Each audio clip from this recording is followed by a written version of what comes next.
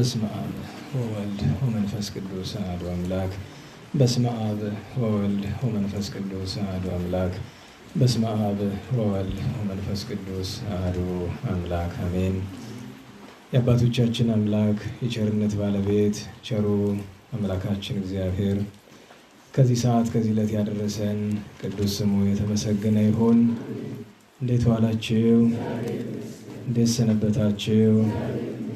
ቸርነቱ ይቅርታው ምሕረቱ በጎነቱ ለዘላለም የባሕርይ ገንዘብ የሆነ አምላካችን መድኃኒታችን ኢየሱስ ክርስቶስ ለአምላክነት እንደሚገባ በድጋሚ የተመሰገነ ይሁን።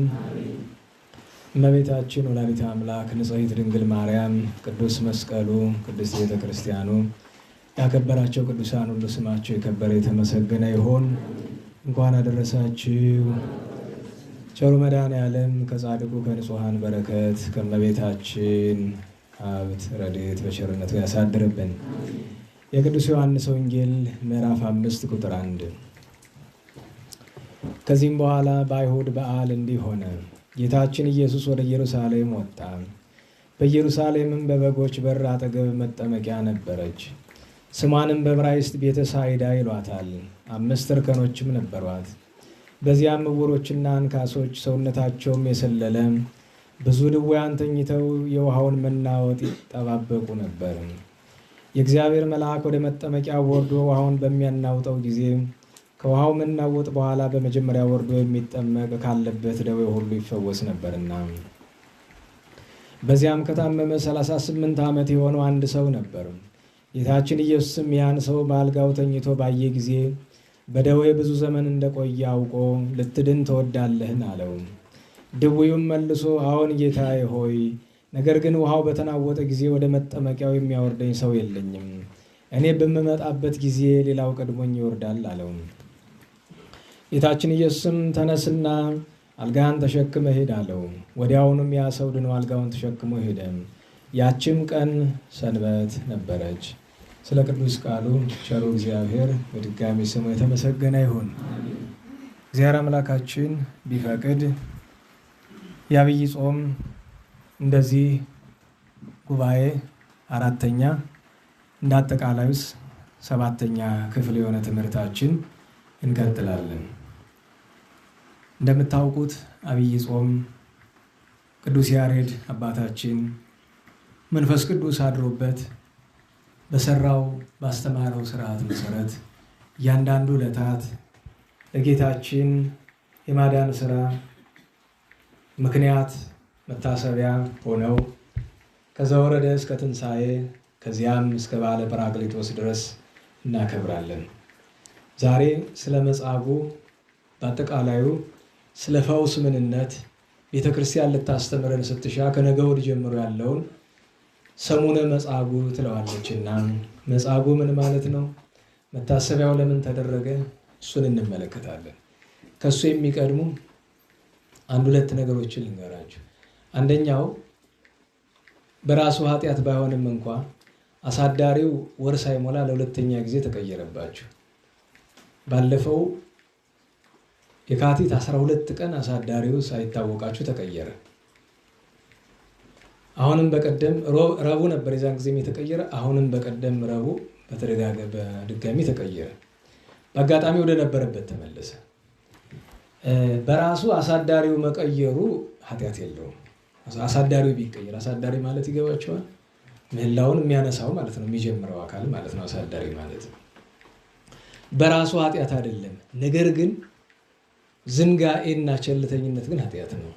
እነሱ ያመጡት እንዳይሆን፣ ምክንያቱም ሊለወጥ የሚችለው ሲዘነጋ ነው። ዝንጋኤ ደግሞ ምን እንደሆነ ነቢየ ጽድቅ ወልበ አምላክ ቅዱስ ዳዊት በመጀመሪያው የመዝሙር ክፍል ነግሮናል አይደለም? ብፁዕ ብእሲ ዘኢሖረ በምክረ ረሲዓን፣ በማን መንገድ ያልሄደ ብፁዕ ነው? በዝንጎች ነው የሚል። ዋዘኞች የሚለውን ተርጓሚ ዝም ብሎ ነው ያመጣው። ረሲ ምንድን ነው? ዝንጉ ነው አይደለም? አዎ። እና ሰው ሌላ ነገር ሊዘነጋ ይችላል። እና የዛ እንዳይሆን ብዬ ነው ጥንቃቄው እሱ ነው። የሱ እንዳይሆን ድንገት አሁን ወደ ነበረበት ተመልሷል። ማለት ለምሳሌ አንዳንድ አስተባባሪዎቹ በማይኖሩበት ጊዜ ግር እንዳይላችሁ ሁል ጊዜ 1 3 5 የመሳሰለው በዚህ ነው የሚነሳ። 2 4 6 በዚህ ነው። ገብቷችኋል? በእናንተ በእኛ ጎዶሎና ሙሉ ቁጥር ይባላል አይደለም? ጎዶሎ ቁጥሩ በእኛ በኩል ነው፣ በዚህ ነው። በወንዶች ማለት ነው። ጎዶሎ 1 3 5 7 9 እያላችሁ እስከ 29 ድረስ ጎዶሎ ቁጥሮች በእንግሊዝኛችሁ በዚህ በሂሳብ ኦድ ነው የሚባል፣ ኦድ ነምበርስ ነው የሚሏቸው። እንደዛ ሙሉ ቁጥሮች 2 4 6 ደግሞ በሴቶች ነው። ይሄ እስከ መቼ ነው የሚቀጥል? እስከ ጳጉሜን 4 ብቻ ነው የሚቀጥለው። በሚቀጥለው ዓመት ይገለበጣል። ምክንያቱም ዕለተ ምርያ አለች አይደለም?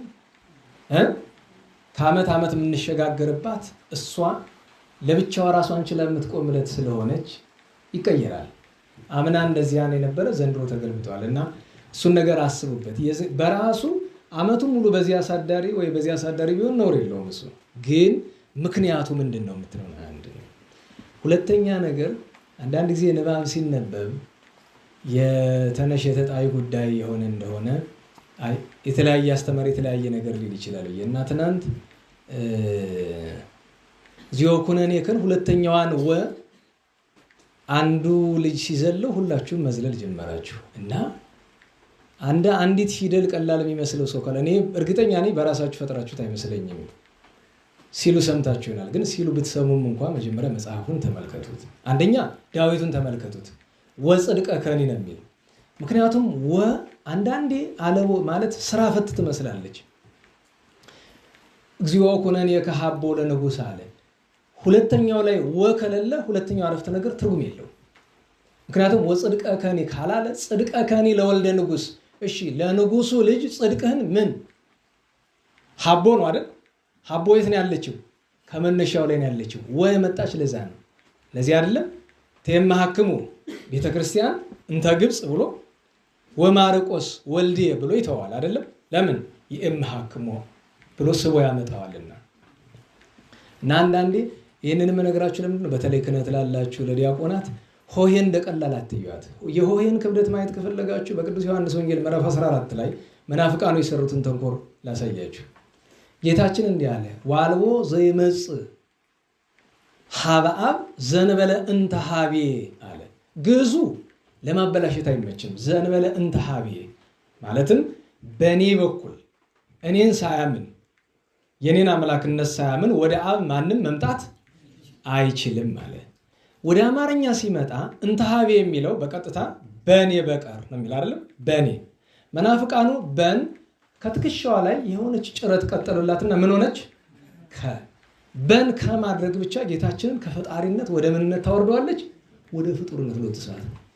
ከኔ በቀር ወደ አብ የሚቀርብ የሚሄድ መምጣት የሚቻለው የለም ማለት ጌታችንን ከፈራጅነት ወደ አማላጅነት ለማውረድ ነው። ይህንን ያስተዋለው ብዙ ሰው አልነበረም በጊዜው። በኋላ ነው መምህራን አስተዋሉትና ተንኮሉ ገባቸው።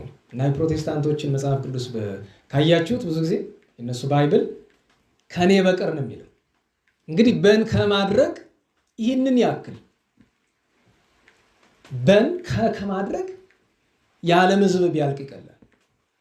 8 ቢሊዮን ሕዝብ ቢያልቅ ይቀላል። ያችን ከማድረግ ለናዋላችሁ።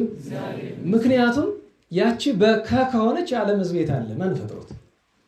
ፈጣሪው የሌለው ፍጡር ምን ያደርጋል? እግዚአብሔር የሌለው ፍጡር ምን ያደርጋል? እና ሆሄያት ቀላል ነገር እንዳይመስሏችሁ። በተለይ ደግሞ በአደባባይ ሲሆኑ በግላችን ስለምንቸኩል ብዙ ነገር እያበላሸንን የምንሄድ እና እሱን ትናንት ያው ለመናገር ስላልቻልኩኝ በግል ልነግራችሁ አሰብኩና አይ የለም ይሄ ለሌላውም ሰው ትምህርት መሆን ስላለበት በአደባባይ ልናገር። ስለዚህ እግዚኦ ኩነኔከ ሀቦ ለንጉሥ ብሎ ቀጥሎ ምንድን ነው የሚለው? ወጽድቀ ከኒ ለወልደ ንጉሥ ነው። እችን ማስታወሻ ለመስጠት ነው። በተረፈው ወደ ትምህርታችን እንምጣና መጻጉዕን ከማንሳታችን በፊት ስም አጠራሩ የከበረ ሽምግልና ያማረ አባታችን ገብረ መንፈስ ቅዱስን እናውሳው።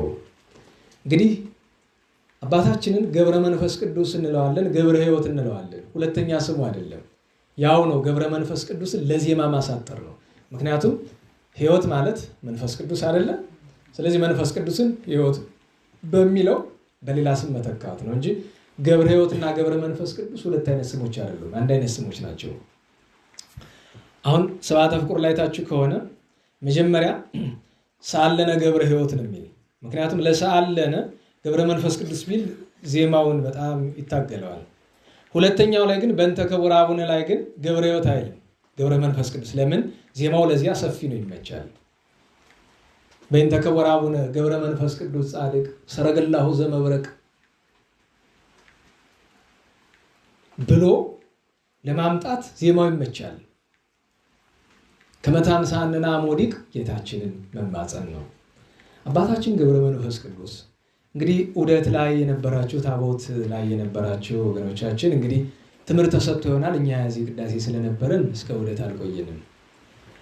ታሪኩ የአባታችን ገብረ መንፈስ ቅዱስ በጣም በስንክሳር ላይ በደንብ ተብራርቶ ከተጻፉ የቅዱሳን ታሪኮች አንዱ የአባታችን ገብረ መንፈስ ቅዱስ ነው። አባታችን ገብረ መንፈስ ቅዱስ የተወለደው በ850ዎቹ አካባቢ ነው። ያ ማለት በ9ኛው መቶ ክፍለ ዘመን አጋማሽ አካባቢ ነው። የአባታችን ያረፈው በ1410ዎቹ አካባቢ ነው። ያ ማለት በ15ኛው መቶ ክፍለ ዘመን የመጀመሪያው አጋማሽ ነው። እንግዲህ ስታሰሉት ከ850 ለ950 ስንት ይሆናል? እንዴት ዋላችሁ? አረ እንዴት ዋላችሁ? ከ850 ለ950 ስንት ዓመት ሆነ? በደንብ ተናገሩ። ለ1050 ለ1150 ለ1250 ለ1350 500 ከዛ 50 ጨምረን 1400 ብናደርገው ስንት ሆነ? 550 562 አይደል? 12 ነው የሚቀረን። ይሄንን የምንገምትበት ምክንያት ምንድነው? ገድሉ ላይ አይነግረንም። መቼ እንደተወለደ መቼ እንዳረፈ አይነግረንም። ማለት የመጀመሪያው ገድሉ ክፍል ላይ ተአምሩ ላይ ስትመለከቱ የገብረ መንፈስ ቅዱስ ተአምሩ ላይ ግን አባታችን ገብረ መንፈስ ቅዱስ ያረፈ በአጼ እንድሪያስ ወይም ካለ ቴዎዶሲዮስ በሚል በስመ መንግስቱ የሚታወቀው ነው። አጼ እንድሪያስ ማለት የአጼ ዳዊት ልጅ ናቸው። ማለትም ከአጼ ዘርዓ ያዕቆብ በፊት የነገሱት ማለት ናቸው። በዚያ ነው በ1410ዎቹ አካባቢ አባታችን አረፈ። እንግዲህ ቅዱሱ ምንም እንኳ በግብጽ ብዙ ይታወቃል ለማለት ባያስደፍረንም ተወልዶ ያደገ ግን አባታችን ገብረ መንፈስ ቅዱስ በግብጽ በንሂሳ ነው ወይም በኋላ በህንሳ በተባለችው ማለት ነው። ይቺ ስፍራ ብዙ ቅዱሳንን አውጥታለች። አባታችን ገብረ መንፈስ ቅዱስ ዓለም ከተፈጠረ ዘመን ከተቆጠረ በበረሃምና እኔ ከሆነ ተወዳዳሪ የለውም። እርሱን የሚበልጥ ገዳማዊ ሰው ተፈልጎ በዓለም አይገኝም። ለ562 ዘመን እንግዲህ አርኬውን አይታችሁት ከሆነ ሰላም ለከ ገብረ መንፈስ ቅዱስ ረቡኒ ምንድን ነው? መምህር ነው አይደለም? አዎ መምህራችን ገብረ መንፈስ ቅዱስ ሆይ ሰላም ላንተ ይሁን። ዘአናብስተ ታሰግድ አንበሶች ይሰግዱልሃል ታሰግዳቸዋለህ። ወአናምርተ ታገኒ ነምሮች ይገዙልሃል ይታዘዙልሃል። እንዘ ኢትሐስስ መፍቅደ ስጋ አለ ወኢታመከኒ ለስጋ አንዳች ምክንያት ሰጣት አታውቅም። ለስጋው ፈቃድ የሰው ልጅ የሚያስፈልጉት መሰረታዊ ነገሮች በአብዛኛው ሶስት ናቸው ይባላል። ለናወላችሁ ሶስት ናቸው ይባላል አይደል? አንደኛ ምግብ፣ ሁለተኛ፣ ሶስተኛ አባታችን ቅዱሳን ሲበቁ በዋሻ ያድራሉ፣ በግበባት ያድራሉ። ቅዱሳን ሲበቁ ሳር ይመገባሉ፣ ቅጠል ይመገባሉ። ቅዱሳን ሲበቁ ሳር ቅጠል ይለብሳሉ። አባታችን ገብረ መንፈስ ቅዱስ ለ562 ዘመን በአትም ዋሸም ቤትም አልነበረውም። አባታችን ገብረ መንፈስ ቅዱስ ለነዚያ ሁሉ ዘመናት ምንም አይነት ምግብ፣ ለዚያ ነው ተሴሴዮ ሳኢር ሳር መብላት ወተአርዞ ቆጽል ምንተኒ፣ ይሄ ቅጠል መልበስ ሳር መብላት ለአንተ ምን ቁም ነገር ነው? አናይ ሰይኮ ለዓለም ማሳኔ፣ ይህንን ጠፊ ዓለም አቃለልከው፣ ናቅኸው፣ ተውከው ብሎ ደራሲ እንዳመሰግነው አባታችን ገብረ መንፈስ ቅዱስ ከተወለደ የእናቱን ጡት እንኳን እንዲጠባ እግዚአብሔር አልፈቀደም። እንደተወለደ ከእናቱ ክንድ ወርዶ ከጨለማ ወደ ብርሃን ላወጣኝ ለአብ ለወልድ ለመንፈስ ቅዱስ ምስጋና ብሎ በሰገደ ጊዜ ተደነቁ። ለምን? አባታችን ገብረ መንፈስ ቅዱስ የተገኘ በ30 ዓመት እንባ ነው። ዛሬ ገድለ ገብረ መንፈስ ቅዱስ በየቤተክርስቲያኑ መነበብ አለበት። በነገራችን ላይ በሌላው ቀን ባይነበብ እንኳን ዛሬ ግድ ነው። የእመቤታችን በ33 በዓልና በሰንበት፣ የቅዱስ ጊዮርጊስ በክብረ በዓሉ፣ የአቡነ ገብረ መንፈስ ቅዱስ በክብረ በዓላቸው የትኛውም ቤተክርስቲያን ገድላቸው መነበብ አለበት። ለምን? እመቤታችን ቅዱስ ጊዮርጊስና ገብረ መንፈስ ቅዱስ ሀገርን በአስራትነት ኢትዮጵያን ስለተቀበሉ፣ ቅዱስ ጊዮርጊስ በግብዝና፣ ገብረ መንፈስ ቅዱስ እንደ እመቤታችን በአስራትነት ኢትዮጵያን አስራት አድርጎ ለመቀበል ገብረ መንፈስ ቅዱስ አንድ ቀን አይደለም የተራበ፣ አንድ ቀን አይደለም መከራ የተቀበለ፣ 10 ቀን አይደለም፣ 1 ዓመት አይደለም፣ 10 ዓመት አይደለም፣ ለ100 ዓመት ባህር ውስጥ ሰጥሞ እህል ውሃ ሳይቀምስ ቆዳው ተልጦ ስጋው ረግፎ በአጥንቱ ቁሞ አጥንቱ ወንፊት እስከሚሆን ድረስ አልቅሶ ነው በአስራትነት የተቀበላት ኢትዮጵያን አባታችን ገብረ መንፈስ ቅዱስ። እና ገብረ መንፈስ ቅዱስን የማያስብ ለዚህ አይደል አባቶቻችን አቦ ነው ይባላል። አቦዬ አባቴ ማለት ነው። አቦ ባለው አንዳንዶቹ ኦሮምኛ ነው ይላሉ። ኦቦ ብለው ያከብሩ የለ ለዚህ የክብር አጠራር አቦ። እኛ ግን አቦዬ እንላለን። አቦዬ ገብረ መንፈስ ቅዱስ አባቴ ማለት ነው። ጻድቁ ገብረ መንፈስ ቅዱስ ጣሪያቸውን አመስግነው ገና በ3 ዓመታቸው ቅዱስ ገብርኤል በክንፎቹ ተሸክሞ ጌታችን ቅዱስ ገብርኤልን ጠርቶ ያን ሕፃን አምጣልኝ አለው። 30 ዓመት ተለቅሶ ነው የተወለደ ብያቸዋለሁ። ስምዖን ወአቅሌስያ የሚለው ነው በየደብሩ። አሁን እኛ ድሮ ልጆች እያለን ይነበብ ነበር። እዚህ ጥቅምት 5 በቅዳሴ ቤታቸው፣ መጋቢት 5 በረፍታቸው፣ እንደዚሁም ሐምሌ 5 በቃል ኪዳናቸው ገድለ ገብረ መንፈስ ቅዱስ ታምረ ገብረ መንፈስ ቅዱስ ይነበባል። ታዲያ መርገፉ ምንድነው? ስምዖን ወአቅሌስያ ዘነበሩ በንሂሳ፣ በንሂሳ የኖሩ ስምዖንና አቅሌስያ በኃጢአ ውሉድ በከዩ መጠና ዓመታት 30 ልጅ ቢያጡ 30 ዓመት አለቀሱ። ስሉስ ቅዱስ ሶበነፉ በውስተ ከርሳ ከስላሴ ስዕል ጠዋት ማታ እየሄደች የሚያገለግል ሰማያዊ ጎዳና ያለው ልጅ ስጠኝ እያለች 30 ዓመት ለምን አዘገየባት ይሉ ቅዱስ እየለመነች እንደኛ ያለውን ተፈንቶማ በየዓመቱ ይገኛል። 30 ዓመት አለቀስ። በ30ኛ ዓመቱ ስላሴ ወደ ማህፀኗ እፍ ባሉበት ተወልደ እምኔሆሙ ቀናና ብስት ስሳ አንበሳ የሚገዛ ቅዱስ ተወለደ በኃይለ አምላኩ ዘይሰሩ አበሳ። በፈጣሪው ስልጣን አበሳን የሚደመስሰው ጻድቅ ሰው ወለዱ። ከዛ ደግሞ በሌላ አንቀጽ ሲያመሰግነው ምን ይለዋል? ሁለተኛው መርገፍ ደግሞ ገድሉ ወይ ታምሩ ከተነበበ በኋላ ምንድነው የሚለው? አብ በዘባኑ በሉ እስቲ። ኧረ በሞቴ ምን ማለት ነው አማርኛው?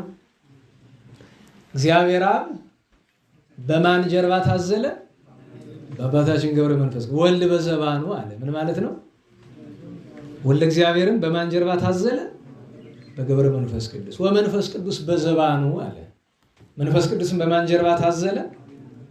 አዎ ይሄ የሆነበት ምክንያት ደግሞ አባታችን ገብረ መንፈስ ቅዱስ ከአንዱ ገዳም ቆይቶ ወደ አንዱ ገዳም ከምድረ ከብድ ቆይቶ ልፍ ሲል 3 ሽማግሌዎች ቅጥቁጣን ይላል አካላቸው የደከመ በሽምግልና ግልውባነ ሲበት ይላል አይደለ?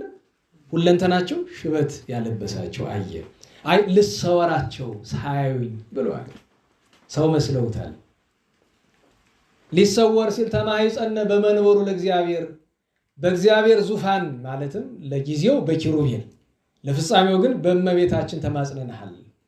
ከልጅነቱ ጀምሮ ያሳደገችው እመቤታችን ናት። ስሟን እየጠራ ውዳሴ ማርያም ሳይደግም ገብረ መንፈስ ቅዱስ ብሎ አያውቅም። ውዳሴ ማርያምና ዳዊት ነው። ዳዊትን በቀን ከፍ ሲል እስከ 77 ዝቅ ሲል እስከ 40 ጊዜ ይመላልሰው ነበር። ያን ብለው ሲሉት አይ ብሎ ሄደና ሰላምታ ሰጧቸው። ምንድነው ጹረን አሉት። ተሸከመን ዘለን ደክሞናል፣ አንዳንድ ምዕራፍ ተሸክመን አሉት። አንድ ምዕራፍ በዘመናዊ ስሌት ከሆነ ምናልባት የ1 ኪሎ ሜትር 1/4ኛው ነው። 200 እንደዚያ 280 ሜትር አካባቢ ይሉታል እንግዲህ ይላሉ ነው አንድ ምዕራፍ ምን እንደሆነ እስካሁን ለመረዳት አልቻልኩም። ግን ያጠናን የሚሉ ሰዎች እስራኤል አካባቢ ሄደው ይሄ ያለ አይደለም መጽሐፍ ቅዱስ እናጠናለን የሚሉ ሰዎች በመንፈስ ቅዱስ እርዳታ ስላልሆነ ነው ለማመን የቸገረኝ እንጂ በጣም ለክቶታል። ያለካኩ ሂደት ምንድነው? በመጽሐፍ ቅዱስ ውስጥ ከዚህ ተብሎ ይተከሳል አይደል? ለምሳሌ ከኤማሁስ ወደ ኢየሩሳሌም 62 ምዕራፍ ብሎ ነግሮናል አይደል? ስለዚህ ከኤማሁስ ጫፍ እስከ ኢየሩሳሌም ለክቶ ስንት ኪሎ ሜትር ነው? ያንን ለምዕራፍ ማካፈል ወይም ማባዛት ነው አይደል? እናላችሁ ከቢታንያ ኢየሩሳሌም 15 ምዕራፍ ይላል አይደል? አለኮ ያቺን ይዘው ነው ያሰሏት እና ስሌታቸው የሚያስኬድ ይመስላል። አንዳንድ ምዕራፍ ተሸክመን አለ።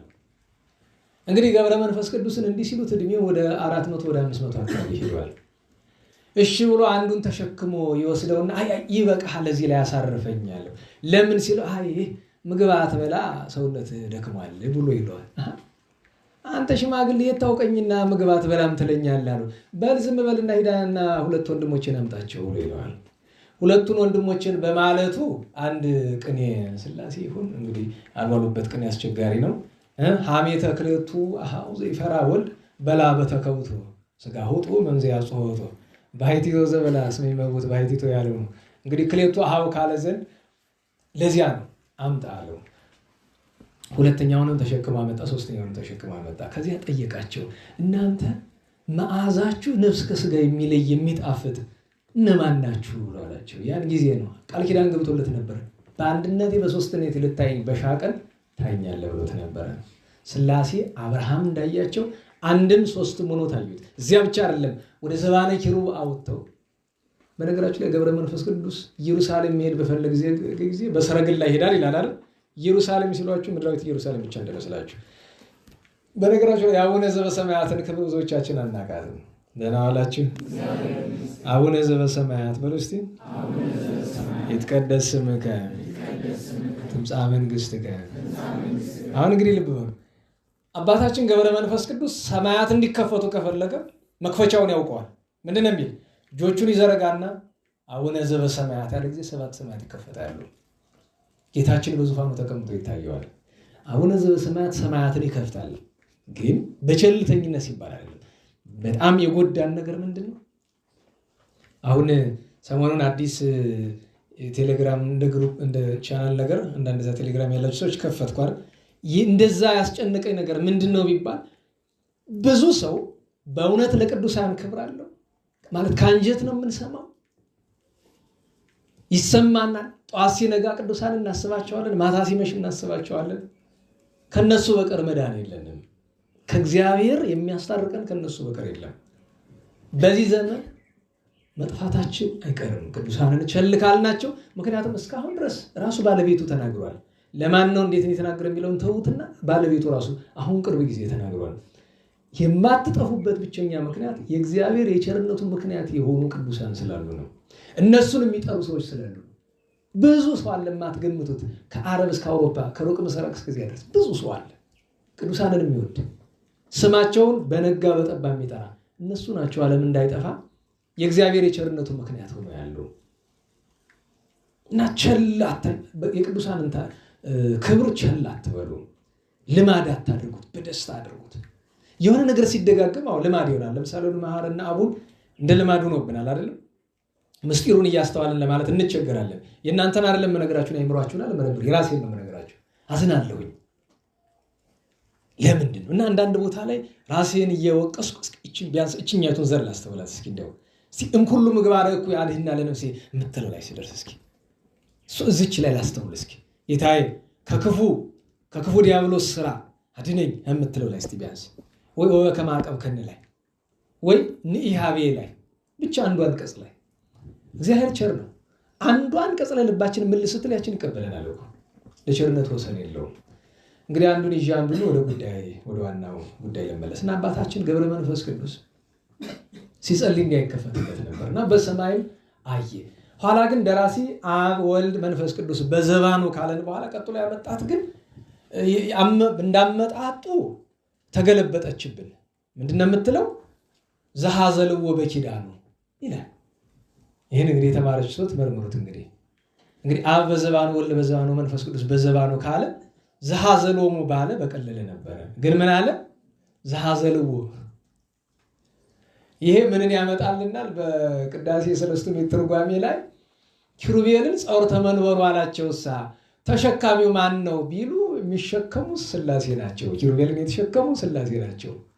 ነገር ግን በእነሱ ጀርባ ላይ ሆነው ስለ ክብራቸው ይታያሉ እንጂ ሥላሴን መሸከም የምትችል ፍጥረት ከእመቤታችን በቀር እስካሁን ድረስ ማንም አልነበረም። እና ሥላሴን አዘለ ማለት በእርሱ ጀርባ ላይ አደሩለት ማለት ነው እንጂ አንድ ቅዱስ ሰው ሺህ ጊዜ ቢበቃ ሥላሴን ወስኖ በጀርባው መያዝ መወሰን የተቻላት እመቤታችን ብቻ ናት። ለዚያ ነው ዘሐዘሎሙ ማለትን ትቶ ዘሐዘሎሙ በኪዳኑ ብሏል።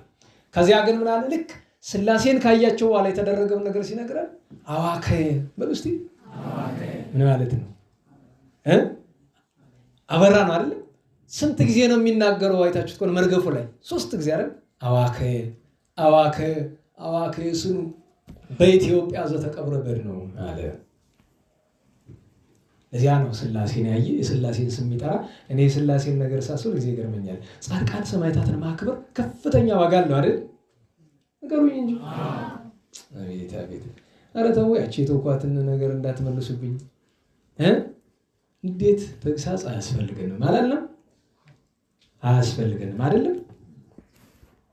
እንደ ነገር ላሳያችሁ። ታያችኋል?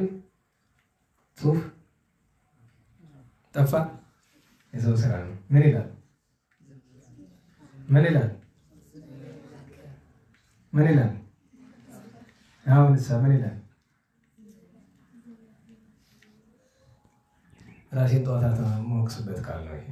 እግዚአብሔር ይህንን ቃል እስከሚለኝ ድረስ በቸርነቱ እና ወደ ብስጭት አትጥሩ ብዬ ነው ስጠይቃችሁ መልሱ። ችግር ነው እኮ ግስላ የሚባል አውሬ ታውቃላችሁ? እና የድሮዎቹ እነዚህ ኦልዲስ ክለብ ግስላ እንትን ነው የምታውቁ አይደል? ግስላ የሚባል የድሮዎቹ ግስላ የሚባል አውሬ አለ። አታናድዱት። ካናደዳችሁት ወይ እሱ ወይ እናንተ መሞት አለባችሁ። አለ ያበቃ ወይ ካልገደላችሁት አይመለስም። የመጨረሻ ከአራዊት ሁሉ ብስጩ የሚባል እሱ ነው። እኔ በማውቀው ማለት ነው። ከባድ ነው። እና ብዙ ጊዜ አዳኞች ሲያገኙት ከተናዶ ካገኙት እንደምን የሚያደርጉ የሆነ ነገር ይሰጡታል። ወይ የሞተ አውሬ የሆነ ዕቃቸውን ይሰጡታል። ያን ይዞ በቃ ብጭቅጭቅ ብሎ እስከሚያልቅ ድረስ ያንን ይጨርስና ዘባለ። እና አንዳንድ ሰው ግስላ የሆነ ሰው አለ። ለጦርነት ጥሩ ነው ግስላ ተብሎ እንደ ምስጋና ነው። በዓለም ግን አያስደንቅም፣ ነውር ነው። በቀደም ርዕሳችን ረቡዕ ምንድን የነበራችሁ? እንዴት ዋላችሁ? አረ እንዴት ዋላችሁ? ርዕሳችን ምን ነበረ? ትዕግስት ነበር። ለዚያ ነው አይደል ትምህርቱን ሲጀምር ምን አልኳችሁ? ጭንቅ ይለኛል ሳስበው። ያተፈጠርኩ አላውቀውም ምን እንደሆነ ራሱ ከቅዱሳን ስላየሁት ነው ያስተማርኳችሁ እንጂ አላውቀውም ከተፈጠርኩ የትዕግስት ምን እንደሆነ። እግዚአብሔር አንድ ቀን እንደሚያሳየኝ ወይ እንደሚሰጠኝ ተስፋ አድርጌ ነው። ከባድ ነገር ትዕግስት ይገርማል። ዋናው ትልቁ ነገር አባታችን ገብረ መንፈስ ቅዱስ ጻድቅ ገብረ መንፈስ ቅዱስ በግብፅ ለ300 ዓመት በገድል ኖረ። በ12ኛው ክፍለ ዘመን አጋማሽ ማለትም በ1150ዎቹ አካባቢ ጌታችን አዘዘው። ምን ብሎ? ሂድ ወደ ኢትዮጵያ ብሏል። ወደ ኢትዮጵያ በደመና ተቀምጦ እሱ ብቻ እኮ አይደለም 120 እንደ ስንክሳር 120 እንደ ገድሉ 60 ነብርና አንበሶችን በደመና ጭኗቸው ሄደ። አናብርትንና አናብስትን ሲሰጠው ጌታዬ እኔ እህል የለኝ እህል አልመገብ ምን ላበላቸው ነው አለው። ያንተን የእግርህን ትቢያ እየበሉ ይኖራሉ አለ። አኩተከ እግዚአብሔር አመሰግናለሁ ጌታ አለ። አንበሶቹ ግን አንድ ጊዜ አባታችን ገብረ መንፈስ ቅዱስ በምድረ ከብድ እያለ ከላይኛው ግብፅ ታላቁ ጻድቅ አባ ብንያሚን በአንበሳ ጀርባ የሚቀመጡ ናቸው። ከሐዘሎ ታላቁ አባ አንበስ ያቋቋሙ ጌታ አቋቋሙን መሰረቱት የሚባሉት ጻድቁ ከዋልድባ ታላቁ አቡነ ሳሙኤል ዘዋልድባ በአንበሳ ጀርባ ተጭነው ሄዱ። ለምን? ገብረ መንፈስ ቅዱስን ያህል ጻድቅ እንዴት ሳንባረክ ብለው ሄደው አጡት፣ ተሰወረባቸው። ለምን? ገብረ መንፈስ ቅዱስ አንድ ስልጣን አለው። ከበቁትም እንኳን መሰወር ይችላል፣ ስልጣኑ ነው። ተሰወረባቸው። ለ7 ቀን እያለቀሱ ምህላ ገቡ። 7ኛው ቀን ሲደርስ ግን በእንቅርት ላይ ምን እንዲሉ የአባታችን ገብረ መንፈስ ቅዱስ አንበሶች ወጡና የሶስቱንም አንበሶች ሙጥጥ አድርገው በልተዋባቸው ገቡ። በዚያ ሲያዝኑ ወደ እግዚአብሔር ሲያመለክቱ አባታችን ገብረ መንፈስ ቅዱስ ቢወጣ እንደ ሻሽ ተነጸፉ ደንግጠው ሶስቱ ጻድቃን። ምን ሆናችሁ አላቸው። አባታችን ግርማ ያስፈራል አላቸው። ምን ደርሶባችሁ ነው የምታዝኑ? አንደኛ 7 ቀን ተሰወርከን፣ ሁለተኛ ነገር እግዚአብሔር ተቀመጡባቸው ብሎ የሰጠንን ፈረሶቻችን ማለትም አናበስቱን ያንተ አንበሶች በሉብን ብለዋል። ተቆጣ። አንበሶቹን ጠራ። በሉ ትፉ፣ ጠብታ ሳታስቀሩ ብሎ ተፏቸው።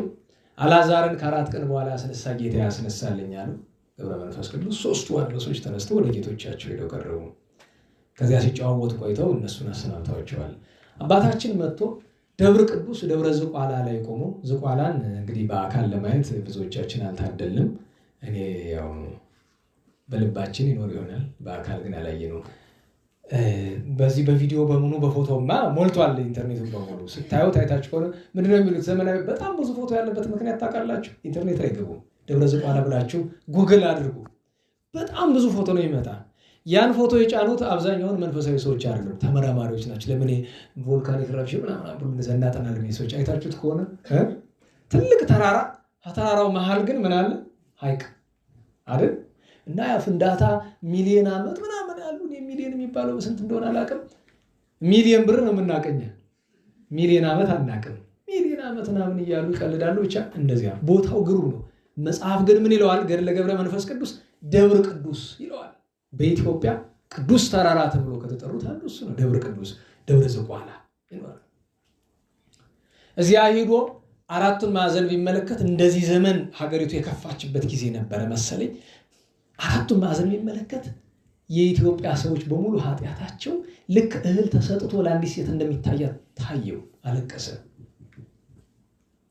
ሄዶ ባህር ውስጥ ተወረወረ። ባህሩ እንዳሁን ዝቅ ያለ አይደለም፣ ከፍ ያለ ነው። እዚያ ውስጥ ተወርውሮ ገባ። ጌታዬ የኢትዮጵያን ሰዎች ካልማርካቸው አልወጣም ብለዋል። 40 ቀን ሱባኤ በኋላ ጌታችን ከባህሩ ዳር መጥቶ ቆሞ፣ ከሐይቁ ዳር ቆሞ በስም ያመኑትን በቃል ኪዳን የተማጸኑትን ብቻ ምሬልሃለሁ አለው። አይ ጌታዬ ሁሉንም ማርልኝ ከማርክም ብሏል። ጌታ ዝም ብሎት ሄደ። ከ40 ቀን በኋላ ሌላ 40 ቀን፣ ከ40 ቀን በኋላ ሌላ 40 ቀን። እነዚህ 40 ቀኖች የተዋለዱ ዓመት፣ ዓመቱ እየተዋለደ 10፣ 10 እየተዋለደ 50፣ 50 እየተዋለደ ቅድም እንዳልኳችሁ 100 ዓመት ሞላ። በ100 ዓመት መጥቶ ጌታችን ሁሉን የኢትዮጵያ ሰው ምሬልሃለሁ ብሎ አለ። ምሬልሃለሁ። ደስ ብሎት ወጣ። ግን ሲወጣ ስጋ የለ ቆዳ የለ ምን የለ አጥንት። ያንን ጌታችን ደስስ ቢልበት እንደነበረ ሆኗል። አባታችን ገብረ መንፈስ ቅዱስ ቅድም ምግብ አይበላም ብለናል አይደል? ልብስም የለው። ልብስ የለውም ስላችሁ ቅዱሳን ራቁታቸውን ቢኖሩ እንደናባ በርሶማ ምን ያገለድማሉ? እንደ ከረሜላ ነገር አይደል? ሀፍረት ለመሸፈን። አባታችን ገብረ መንፈስ ቅዱስ ሰውነቱ ምንም የለውም። ምክንያቱም ጌታችን ምን አበቀለለት ሰውነቱ ላይ? ጠጉር። ያ ጠጉሩ ሙሉ አካሉን ይሸፍንለታል። ለመጀመሪያ ጊዜ ለሚያይ ሰው ያስፈራል። ስለ ክብሩ 4 መላእክት ታዘውለት የብርሃን ድባብ ታውቃላችሁ? ድባብ እኛ ድባብ ሲባል እንፈራለን። አሁን አንድ ሰው እየሄዳችሁ መንገድ ላይ ድባብ ይዞ ቢከተላል አንተ የኛ ሀገር ሰው ምንድን ነው የሚል ሲጣለ ስምን ቄስ ይጥራው ይላል። አንተ ደንቆሮ ልል ደግሞ መድኃኒዓለም ራይታል ነው። ለምን እንዲህ የሚለውን ሰው እኮ ደንቆሮ ልልት የሚገባ እያልኩ አይደለም፣ ግን የሚገባ እንዲህ ያለው ሰው በቀድምዳሜው እያልኩት ነው፣ ግን ለማለት አልፈለኩም። ካላልኩ ይቆጠርልኝ። ግን አስቡት፣ ስምህን ቄስ ይጥራው። ስምህን ቄስ ይጥራው ማለት ከመቼ ጀምሮ ነው? አሁን ያ ሰው ተራቆሙቶ ቄስ የሰው ስም የሚጠራ ሲሞት ነው ሃሌሉያ እያለ አሬነ እግዚኦ ሳይልክ እያለ ብሎ አስቡ ነው አይደለም? አይ አለመታደል። የነፍስ አባት ስትይዙ መጀመሪያ ለካህኑ የምትነግሩት ምንድን ነው? ስማቸውን አይደለም? እና ይጠራዋል አይጠራው? እና አሁን ታዲያ እንዴት ያለ አላዋቂነት ነው ወገኖቼ? አንደኛ እሱ ነው። ሁለተኛ ነገር ድባብ ሲባል አሁን ወርቅ ጥላ ይዞ ቢከተል አከበረን እንላለን። ድባብ ቢሆንስ? እኛ እኮ ድባብ ለሞተ ሰው የምናወጣ ጌታ ያደረበት ቅዱስ ሥጋው ክቡር ደሙን የተቀበለ ሰው ቅዱስ ነው ብለን እኮ ነው ድባብ እናወጣ። ለቅድስና ምስክር እኮ ነው። ድባብ እኮ ለሁሉ አይወጣም። ላልቆረበ እኮ ድባብ የለም፣ ምንም ነገር የለም። ድባብ እኮ የክብር መገለጫ ነው። ዛሬ ድባብ ብቻችን ኪራይ አለታል። ስንት ነው ተከፍል? ያችን ትከፍላለህ፣ ይወጣልሃል። ለምን ሙስሊም አትሆንም? ይወጣል። ትችላ መጣው እንከረዋል። እና ድባብ የብርሃን ድባብ አመጣው 4 መላእክት ግሩማን መላእክት ይጋርዱለታል። ሁልጊዜ ሲሄድ እንደዚያ ተከትሉት። እንግዲህ 4 መላእክት እንደሚያደርጉት። ታዲያ ትልቁ ችግር አባታችን ገብረ መንፈስ ቅዱስ እሱ ከሚሆንበት ቦታ ላይ ስለ ክብሩ ደመናን የሚያዞሩ መላእክት ዝናብ አያዘኑም። ለሱ እሱን ላለማርጠብ አያዘኑም። እሱ ካለ ከስፍራው አልፈው ሌላ ቦታ ነው የሚያዘኑ እና ምን ይላል? ጌታዬ በእኔ ኃጢአት እችን ሀገር በድርቅ አስመታኋት፣ ይቅር በለኝ፣ ከዚህ ሀገር አልኖርም ብሎ ትቷት ሄዳችን ዝናብ እንዲዘንብላል እና የኃጢአት ምክንያት እንኳ አልተገኘበትም። ገብረ መንፈስ ቅዱስ በዚህ ወቅት እች ደካማ ነገር ተገኘችበት ለማለት ይከብዳል። ታዲያ አንዳንድ ሰው የፈጠራ ወሬ ይወዳልና እንዴ ለለ ነገር እያመጣ ገብረ መንፈስ ቅዱስ እኔ መሞት አይገባኝም ብሎ ጌታን ተከራከሩት ይላል። አምሩ እንደሚያመጣው እኮ እግዚአብሔር ይወቅለት እና አንዳንድ ጊዜ ምን አንድ ደራሲ ምን አለ፣ ዘመናዊ ደራሲ ነውና ከእውነትና ከውሸት በጣም የሚጣፍጥ የትኛው ነው ብሎ አሉት። በጣም የሚጣፍጥ ውሸት ነው። ለምን? እውነት ወዲህ ቢሏት ደረቅ ናት፣ ውሸት ግን እንደፈለጉ ናት አይደል? ሲፈልጉ ቅመማ ቅመም እርዱን ምንድን ነው የሚባል ሌላም ጦስት ሴቶች ቅመም የምታውቁ ከሆነ ነጭ ሽንኩርቱን፣ ቀይ ሽንኩርቱን ደግሞ ወደ የሚባል ኮረሪማውን እናንተማ እኔ በነገራችሁ ላይ አንዲት ጥሩ ሙያ አለቻችሁ አይደል እህቶቻችን? አንዲት ሙያ አለቻችሁ። ምንድን ናት? የተሰራ መብላት ታውቃላችሁ። እንዲህ ብዬ ስማችሁን ላጥፋው እንጂ ቅመማ ቅመም ማወቁ እንጂ እና ውሸት እንደዚያ ናት። እንደፈለገች ትመቻለች ቅመማ ቅመም እየተጨመረና ገብረ መንፈስ ቅዱስ እኔ መሞት አይገባኝም ብሎ ጌታን ተከራከሩት። አሁን ቅዱሳን እንደዛ ይላሉ። ይሄ ነገር እኮ የጀመረ በማን ነው? እመቤታችንን በማለት ነው የተጀመረ። እመቤታችን እኔ አንተን አስብ እንዴት እንሞታለሁ? ኧረ ቅትለኒ ለቤዛው ሆሙ ነው ያለች። እንደው በሱ ያሉ ነፍሳት እንዲድኑ እኔን እባክህ እኔን ግደለኝ ያለች። እንዴት እቺ አባቶቻችን ምን ይላሉ? እቺ ያንቺ ናት ይላሉ። አንዳንድ ወሬ ሰው እቺ ያንቺ ናት ኑር እኮ ነው። እመቤታችን ገብረ መንፈስ ቅዱስን ሎቱ ስብሐት እንደው ከመሳደብ እኮ ነው የሚቆጠር። እንዴ በሌላ ነገር እሺ ተከራከሩ ሊያስብል ይችላል። እንደው መሞት አይገባኝም ወይ መሞት አይገባኝም አይደለም። እንደ ቅዱስ ቂርቆስ ምንድነው ስጋዬ ቅብር ጌታ ብሎ ልመና ነው ወይ ክርክር አይደለም። ልመና ስጋዬ አይቀር በሰረገላ ኤልያስ አስቀምጫለሁ ማለት አልሙት ብለው ጠየቁ ቢባል ለመታመን ይቀርብ ነበር። እንዴት ዋላችሁ? ገብረ መንፈስ ቅዱስ ኢትዮጵያ ውስጥ ለ262 ዓመት በገድል ኖረዋል። ኢትዮጵያን አስራት አድርገው ተቀብለዋል። ብዙ ድንቅ ስራ ሰርተዋል። ከሲኦል ብዙ ነፍሳትን አውጥተዋል። 15 ትውልድ የሚያስመር ቃል ኪዳን ተቀብለዋል። በዚህች ዕለት በዕለተ ሰንበት ከዛሬ 600 ከምናምን ዓመት በፊት አባታችን ገብረ መንፈስ ቅዱስ ሊያርፉ ዓርብ ዕለት ገብረ መንፈስ ቅዱስ እዚህ ቦታ ገብረ መንፈስ ቅዱስን ሲበላ ሲመገብ ሲጠጣ አየሁት የሚል ከስውራንም ከተገለጡትም አልተገኘም። ከዚህ ቦታ ሲያድር ከዚህ ቦታ ሲያንቀላፋ አየነው የሚል የለም። ታሞ ተኝቶ ማይቶ ታያውቅም። ምንም እንኳን ቆዳውና አጥንቱ የተጣበቀ ቢሆንም እሁድ ሊያርፍ ግን መጋቢት 3 ዓርብ ቀን ታመመ አባታችን ገብረ እና ሄዶ እዚያ የቆመባትን አለት ተንተርሶ ጋደም ሲል ምድረ ከብድ ላይ ቅዱሳን ሁሉ ተገረሙ። ያን ጊዜ እነማን ነበሩ? በኋላ ታላቅ ጻድቅ የሆኑት የዚያን ጊዜው ዲያቆን ዘራቡሩክ ነበሩ። ዲያቆን ነበሩ ከገብረ መንፈስ ቅዱስ ጋር የሚቀድሱ አይደል? ፍሬ ቅዱስ፣ ዘራቡሩክ፣ ገብረ እንድርያስ፣ ያዕቆብ፣ አባ ዮሴፍ የተባሉ ቅዱሳን ነበሩ። እሱን የሚቀርቡት አባታችንን ቅዳሴ መቅደስ በሚፈልግበት ጊዜ ዘራቡሩክን አቡነ ዘራቡሩክ በዲቁና ፍሬ ቅዱስ አቡነ ፍሬ ቅዱስ አቡነ አብየ ጊዜ ጋር ወዳጅ ነበሩ። እሳቸው በቅስና እንዲቀድሱ ያደርግ ነበር አባታችን ገብረ መንፈስ ቅዱስ። አባታችን ገብረ መንፈስ ቅዱስ ቅስና ያለው ካህን ነው እና ቅዱሳን ገረማቸው። ተሰብስበው አለቀሱ። አንተ ካረፍክ በኋላ እንደምንድን ነው የምንሆነው?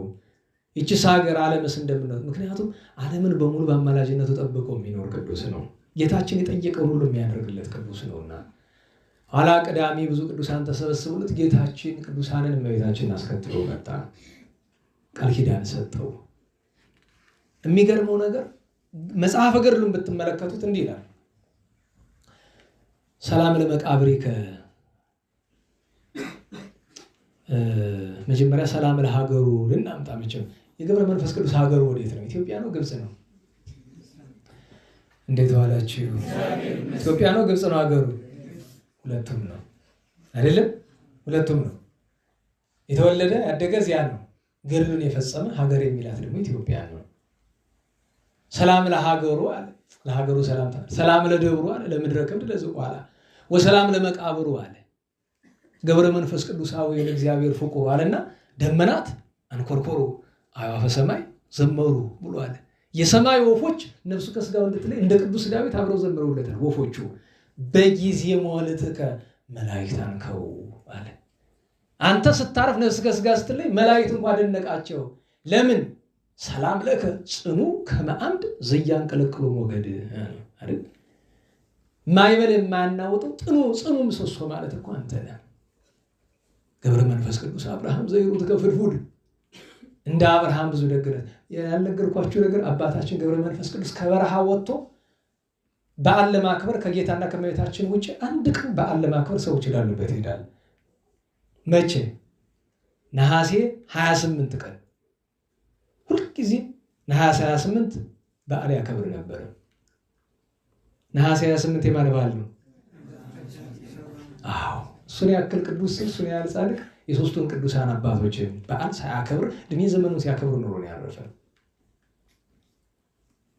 እና ሰላም ለመቃብሬ ከገብረ መንፈስ ቅዱስ ጸማድ ቦ ዘይቤ በኢየሩሳሌም አጸድ ወቦ ዘይቤ ሃለው በከብድ ይላል። ስለ ግንዘቱስ መጽሐፈ ገድል ከሰ ይነግር ዜና ኩነቱ አባታችን ገብረ መንፈስ ቅዱስ መላእክት እንደምን አድርገው እንደገነዙት ገድሉ የጻፈው ቅዱስ ሰው አልነገረንም። ለምን? ለመንገር ቢጨንቀው አልነገረንም። ታዲያ መቃብሩ በምድረ ከብድ አለ። ግን አንዳንድ መጻሕፍት በኢየሩሳሌም ይሉ ለምንድን ነው ቢሉ ምድረ ከብድ ላይ ተገንዞ መላእክት ወስደው ከጎልጎታ ጎን እዚያ ማስማስ አድርገው ጌታችን ከጎን ያድርጉት እኔ ከተቀበርኩበት ስፍራ ጎን ብሎ እዚያ አኑረውታል ይባላል አባታችን ገብረ መንፈስ ቅዱስ። እና አባታችን ገብረ መንፈስ ቅዱስ ብእሲ እግዚአብሔር ይባላል።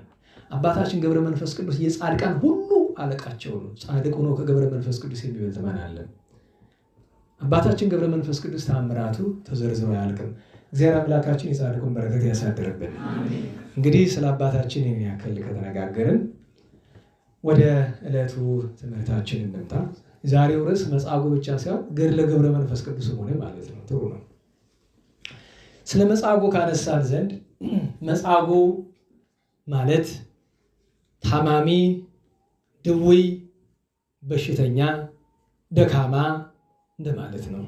አካሉ በደዌ በሕማም የተጠቃ ከመጠቃቱም የተነሳ ለመንቀሳቀስ የተቸገረ እንደሆነ ነው። ሕሙም ከሚለው ልፍ ብሎ አልጋ የያዘ እንደሆነ ደዌው አላንቀሳቀሰው ብሎ የሆነ እንደሆነ ከአቅም በላይ ሲሆን ምን ይባላል? መጻጉዕ ይባላል። አሁን መጻጉዕ ተብሎ ቅድም ያነበብነው በቅዱስ ዮሐንስ ወንጌል ውስጥ ያለው ሰው ክፉ ሰው ነው። ምን ነው ቅዱስ ያሬድ ካልጠፋ ሰው ስንት የታመሙ ኋላ ድነው መልካም ስራ የሰሩ እያሉ ለምን መጻጉዕን መጠሪያ ያደረገ? ምክንያቱም አይታችሁ ከሆነ ዕለታቱ ለክብር የተሰጡ ናቸው። ዘወረደ ለጌታ መውረድ፣ ቅድስት ለጌታ ጦም፣ ምኩራብ ጌታ ለማስተማሩ፣ ከዚያ ያለፈውን ደብረ ዘይት ዳግመኛ እመጣለሁ ለማለቱ፣ ገብርኄር ስለ ቅዱሳን፣ ኒቆዲሞስ ሀብት ዝና የመሳሰለው ሳያሸንፋቸው እግዚአብሔርን ለሚከተሉ መታሰቢያ፣ ሆሳዕና ለጌታ ክብር፣ ትንሣኤ ነው። እዚህ መካከል ይሄን ሀጥ ሰው ድንቅር ለምን አለ እዚህ መጥቶ ቢሉ ተናጋሪው እንጂ በአፈ ቅዱስ ያሬድ መንፈስ ቅዱስ ነው። ምን ሲሻ ቢሉ መጻጉዕን መጠሪያ ያደረገው ተፈዋሹን ሳይሆን ፈዋሹን ሲሻ ነው። ደህና ዋላችሁ። ቸርነት ተደርጎለት አመፀኛ የሆነውን ነውረኛውን የ38 ዓመት ድውዩን ሳይሆን ማንን ነው? ለርሱ ነገ አሳልፎ እንደሚሰጠው፣ ነገ በጥፊ እንደሚመታው፣ ነገ ግፍ እንደሚፈጽምበት እያወቀ ጌታ ያደረገልን ቸርነት ለመንገር፣ ሁለተኛ ነገር ለኛ መለበሚያ ሊሆነን ነው። እንድናስተውል ነው። ውለታ ቢስ እንዳንሆን ነው። እዚህ በዓለ መጻጉዕ ላይ አሁን ታሪኩን ከኋላ እንጀምር። ዘወረደ አለን። ጌታችን ወደ ምድር ወረደ አይደለም? ቅድስት አለን። የሥራው መጀመሪያ ምን ስላደረገ? ጾምን። ምኩራብ አለን። ከጾም ተመልሶ ምን ስላደረገ? ስላስተማረ አይደል? አሁን መጻጉዕ አለ እያስተማረ ትምህርቱን ለማጽናት ምን ያደርግ ነበር? የታመሙትን ይፈውስ ነበር። አሁንም ታሪክ ይዞ ነው የሚሄደው። እዚህ ላይ ሲደርስ ወምድረ ዝንቱ በበዓሎሙ ለአይሁድ ይላል። በአይሁድ በዓል ቀን እንዲህ ሆነ ጌታችን ኢየሱስ ወደ ኢየሩሳሌም ወጣ ይላል። ያው ብዙ ጊዜ በገሊላ ስለሆነ የሚያስተምረው በላይኛው ወይም በሰሜኑ ክፍል ወጣ። በኢየሩሳሌም በበጎች በር አጠገብ መጠመቂያ ነበረች አይደል? መጥማቃተ ሰሊሆም ያለው ይሄ ነው። መጥማቃተ ሰሊሆም ሌላ ነው። የት ነው ያለው እሱ? ዮሐንስ ወንጌል ምዕራፍ 9 ላይ ያለው እሱ ሌላ ነው። እቺኛይቱን ግን ምን ይላታል? ቤተ ሳይዳ። ቤተ ሳይዳ ብሂል ቤተ ሳይል ይላል አይደለም? ይቅርታ ስፍራ ናት። ታሪኩን እንደምን 5 በሮች አሏት ይላል። ይሄን ለብዙ ይተረጉሙታል፣ በጣም ለብዙ። ግን ብዙ ጊዜ አባቶቻችን ለምንድን ነው የሚተረጉሙት? በጣም በጸናው ደረጃ 5ቱ ለ5ቱ ጾታ ምዕመናን ተብሎ ለኛ ለትምህርት የሚጠቅመን በጣም ሰው ስለሆነ 5ቱ ጾታ ምዕመናን። ጾታ በቤተክርስቲያን በስንት ይከፈላል? እንዴት ዋላችሁ?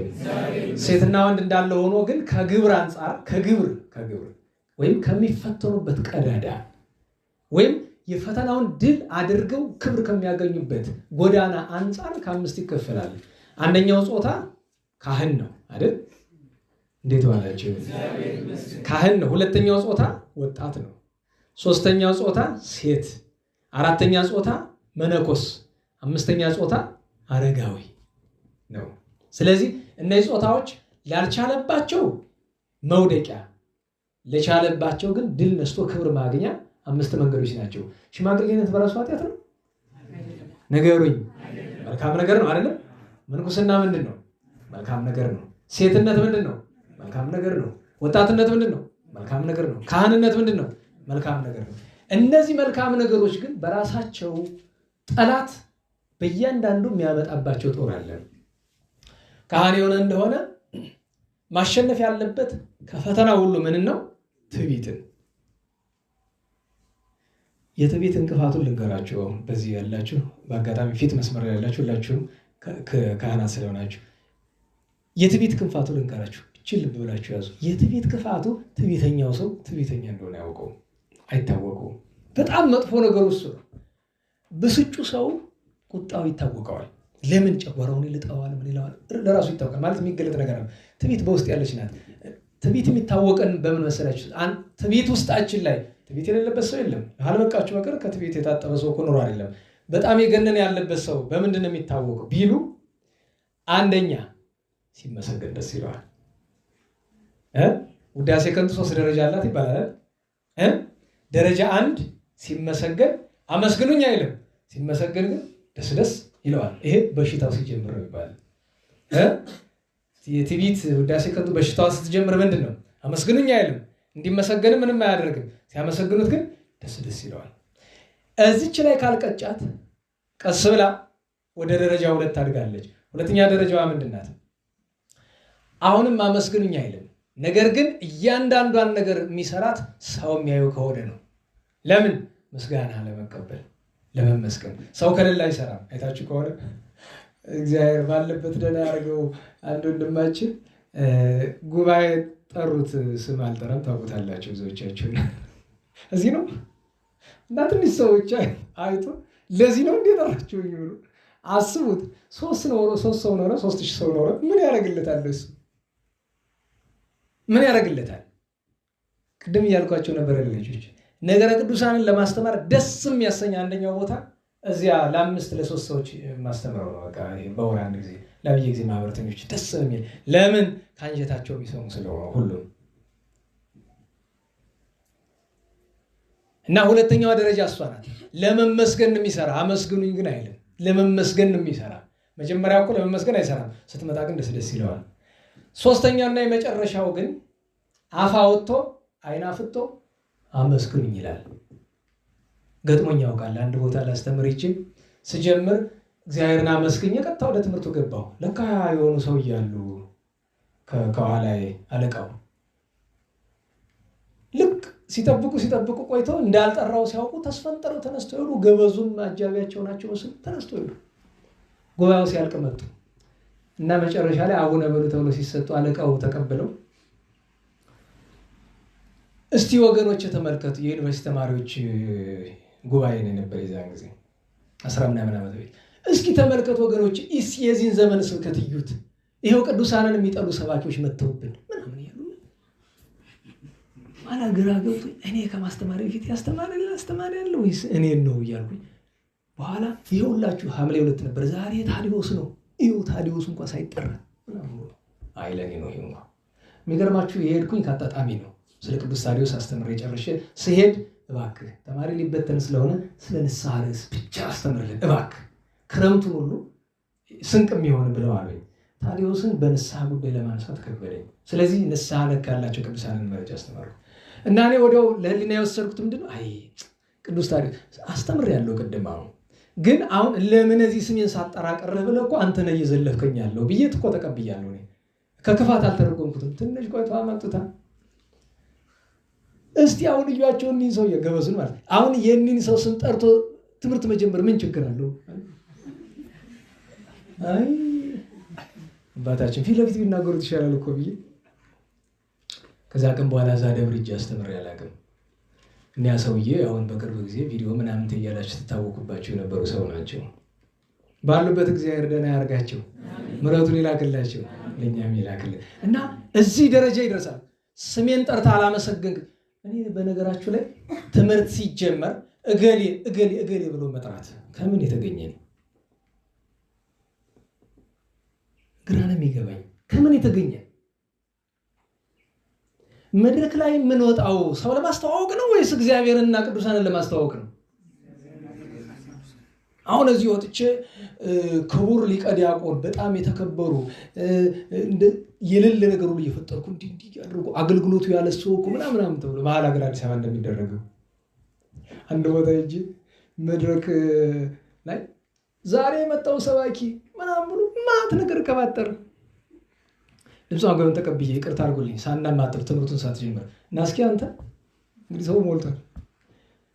አፍ ላይ ግን ማን ነው እንዲቀባጣሪነት የጻፈብህ? ማን ነው ቀባጥር ያለ? የት ታውቀኛለህ? ሲጀመር አንተ ሁለተኛ ይህን ሰው መድረክ እንዳታስወጡት ይባለኪ አበዋሉ ምናምን አለ እና አንተ እንዲህ አድርገህ ታሸማቀው። ኧረ እንደው ባበርባራ ነበር ይሄንን ማመግረብ ክፍታፍ አሉ እውነታቸውን አንድ ገና እንዴ ምን አገባው? ሰውን ስራው ቢገልጠው አይሻልም? ሰው ትምህርቱን ዝነኛ ዶክተር ገሌ ኢንጂነር ገሌ ምናምን ገሌ ቢጠፋ እኮ የማይጠቀስ ነገር የለም አይደል? ችግር ነው። ለዛ ነው አባቶቻችን ምን ይላሉ? ቅድስና ሲጠፋ የስም ቅጥያ ይበዛል። እንዳትረሷት ይመዝግባል። አንድ ቀን ያስተምሩባት። ቅድስና ሲጠፋ የስም ቅጥያ ይበዛል። ችግር ነው። ለሁሉም ሶስተኛውና የከፋው ደረጃ እሱ ነው። ያላመሰገኑትን ሰዎች ይጣላል። አመስግኑኝ ማለት ብቻ አይደለም እና ካህናት ይህንን ማሸነፍ ግዴታችን ነው። በክህነት ያለን ሰዎች ይህንን ማሸነፍ ግዴታችን ነው፣ ጦራችን ስለሆነ ማለት ነው። ሁለተኛው ወጣት ነው ብለናል። ወጣት የሚፈተነው በዝሙት ነው። እንግዲህ ካህንት ቤትን ያሸነፈ እንደሆነ ከቅድስና ጎዳና ገባ ይባላል። ወጣት ደግሞ ዝሙትን ያሸነፈ እንደሆነ እንዲያ ነው። ሴት ልጅ ጦሯ ምንድን ነው? ትውዝፍት ይባላል አይደል? ጌጥ፣ ይሄ አመንዝራነት ይጣላል። ምንዝር ጌጥ ይባላል አይደል? ይሄ የማጌጥ ፍላጎት ታውቃላችሁ። መነኮሳያት እናቶቻችን እንኳን አንዳንድ ገዳም ሄዳችሁ እንኳን አይናችሁ ያሉ ነው ነገር ያይና አይ ድመት መንኩሳ መለዋን አትረሳ የሚባል የሞኝ ተረት አለ። ግን ንገረኝ ግን ልፈርድ አይደለም፣ ጦር ነዋ። አንድ ካህን ቢመነኩስ ቤቱ ሊለቀው ነው ካልተጋደለበት በቀር ቆቡ ብቻውን ያስለቅቅለትም እኮ። ስለዚህ ሴት ልጅ ይሄ ነው እንድታውቁት እኮ ነው። ዛሬ ጀምራችሁ እኔና እናንተ መዋጋት ያለብን ትዕቢት ነው አይደል? የዘመኑ ደግሞ የቤተ ክህነት ትዕቢት ያው በባዶ ሜዳ ነው። ደግሞ ቀድሞዎቹ ስንት ጉባኤ አጠናቀው አቡሻር ተምረው ነው አይደል የሚታበዩ የሚኮሩ። የኛ ደግሞ የምን ኩራት ይባላል? እሺ ልተው። እህቶቻችን ፈተናቸው ምንድነው? ምንዝር ጌጥ። ግን እንዳትረሱት ምንዝር ጌጥ ብቻ አይደለም፣ እግረ መንገዱን ደግሞ ወጣትም ናቸው አይደለም፣ ሁለት ነው። ዝሙትንም ትውዝፍትን መታገል። እኛ ደግሞ ሁለት ነው ያለብን አይደለም፣ ክህነትም አለ ወጣትነትም አለ። እሱን መታገል ነው። ሶስተኛው ምንኩስና ነው። የመነኮሳት ጦራቸው ስስት ነው። ምክንያቱም እህል ስለማያገኙ እህል ስለማያገኙ ይመስላችሁ መቼም ዛሬ በከተማው ስላሉት እንዳታስቡ ብዬ ነው። እውነተኞቹ መነኮሳት ግን እህል አያገኙ። ያቺ ማታ ስለሆነ የሚያገኛት ያችን ይሳስብላታል። አምስተኛው አረጋውያን ሰው ሲያረጅ ጧሪ ቀባሪ የለኝም እያለ ፍቅረ ነዋይ ያድርበታል አይደል? እንግሊዝ ይሆናል ይባላል። ሙጫ እንግሊዝ ይባላል። እንግሊዞች ስስታም ይሆኑ እንጂ እንግዲህ እንግሊዝ ሀገር የሚኖሩት ተማሪዎች ስላሉ ለንደንም በርሚንግሃምም ኒውካስልም ያሉ አሉ ተማሪዎች ዝክረ ቅዱሳን ይማሩ ይነግሩናል። እነሱ እንግሊዝ ስስታም ነው ወይ? ለምንድን ነው እኛ ሀገር ስስታም ሰው እንግሊዝ የሚባል? እነሱ ይነግሩናል። ለሁሉም እነዚህ ናቸው። አሁን አምስቱ ጾታ ምናን አየን። እንግዲህ ወደ ቤተሳይዳ ባህሩን መልአከ እግዚአብሔር አንድ ጊዜ ወርዶ ያናውጠዋል። እሱ በሚያናውጥበት ጊዜ ቀድሞ የገባው ይድናል። የውድድር ነገር ይመስላል። ጌታችን ከአንድ በላይ እንዲድን ለምን አልፈቀደም ቢሉ ብሉይ ነው፣ የረድኤት ዘመን ነው። ድነት ጨርሳ አልተደረገችም። ዛሬ ቢሆን ጸበል የገባበት ሁሉ ይድንበታል አይደል? ድሮ ግን እንደዛ አይደለም። አንድ ሰው በቀድሞ ያ ሰው 38 ዓመት ተደይኖ እኔ በነገራችሁ ላይ ከአካሉ መደየን ይልቅ የአእምሮ መደየን ነው የሚያሳዝን የሰው ልጅ። ለዛ ነው ብዙ ጊዜ ጸበል ስትሄዱ መጀመሪያ የስጋችሁን ድነት አትሹ። በዚህ ዘመን ቤተክርስቲያንን በጣም የፈተናት ነገር የፈውስ አገልግሎት የሚባል ነው አይደል? ፈውስ ይባላል። ችግር ነው። መጀመሪያ ሐኪም የሚያድንህ ከሆነ ሐኪም ቤት ሄድ። እግዚአብሔር ሐኪም ቤት ይጠላል? እንዴት ዋላችሁ? ሐኪም ቤት ይጠላል? መጀመሪያ ሐኪሙን ሞክረው ሲያምህ አይደለም። በቃ ስርዓት የማይጥስ ከሆነ ሕክምና ሐኪሙን ሞክረው። ሐኪሙ እምቢ ካለ ባህልም አለ። ጥንቆላ የሌለው ንጹህ የባህል ሕክምና አለ አይደል? የባህል ሕክምና የዘመናዊ ሕክምና አካሄዱ ነው እንጂ ልዩነቱ ዞሮ ዞሮ ሕክምና ነው። ከዚያ ጸበል ደግሞ አለ።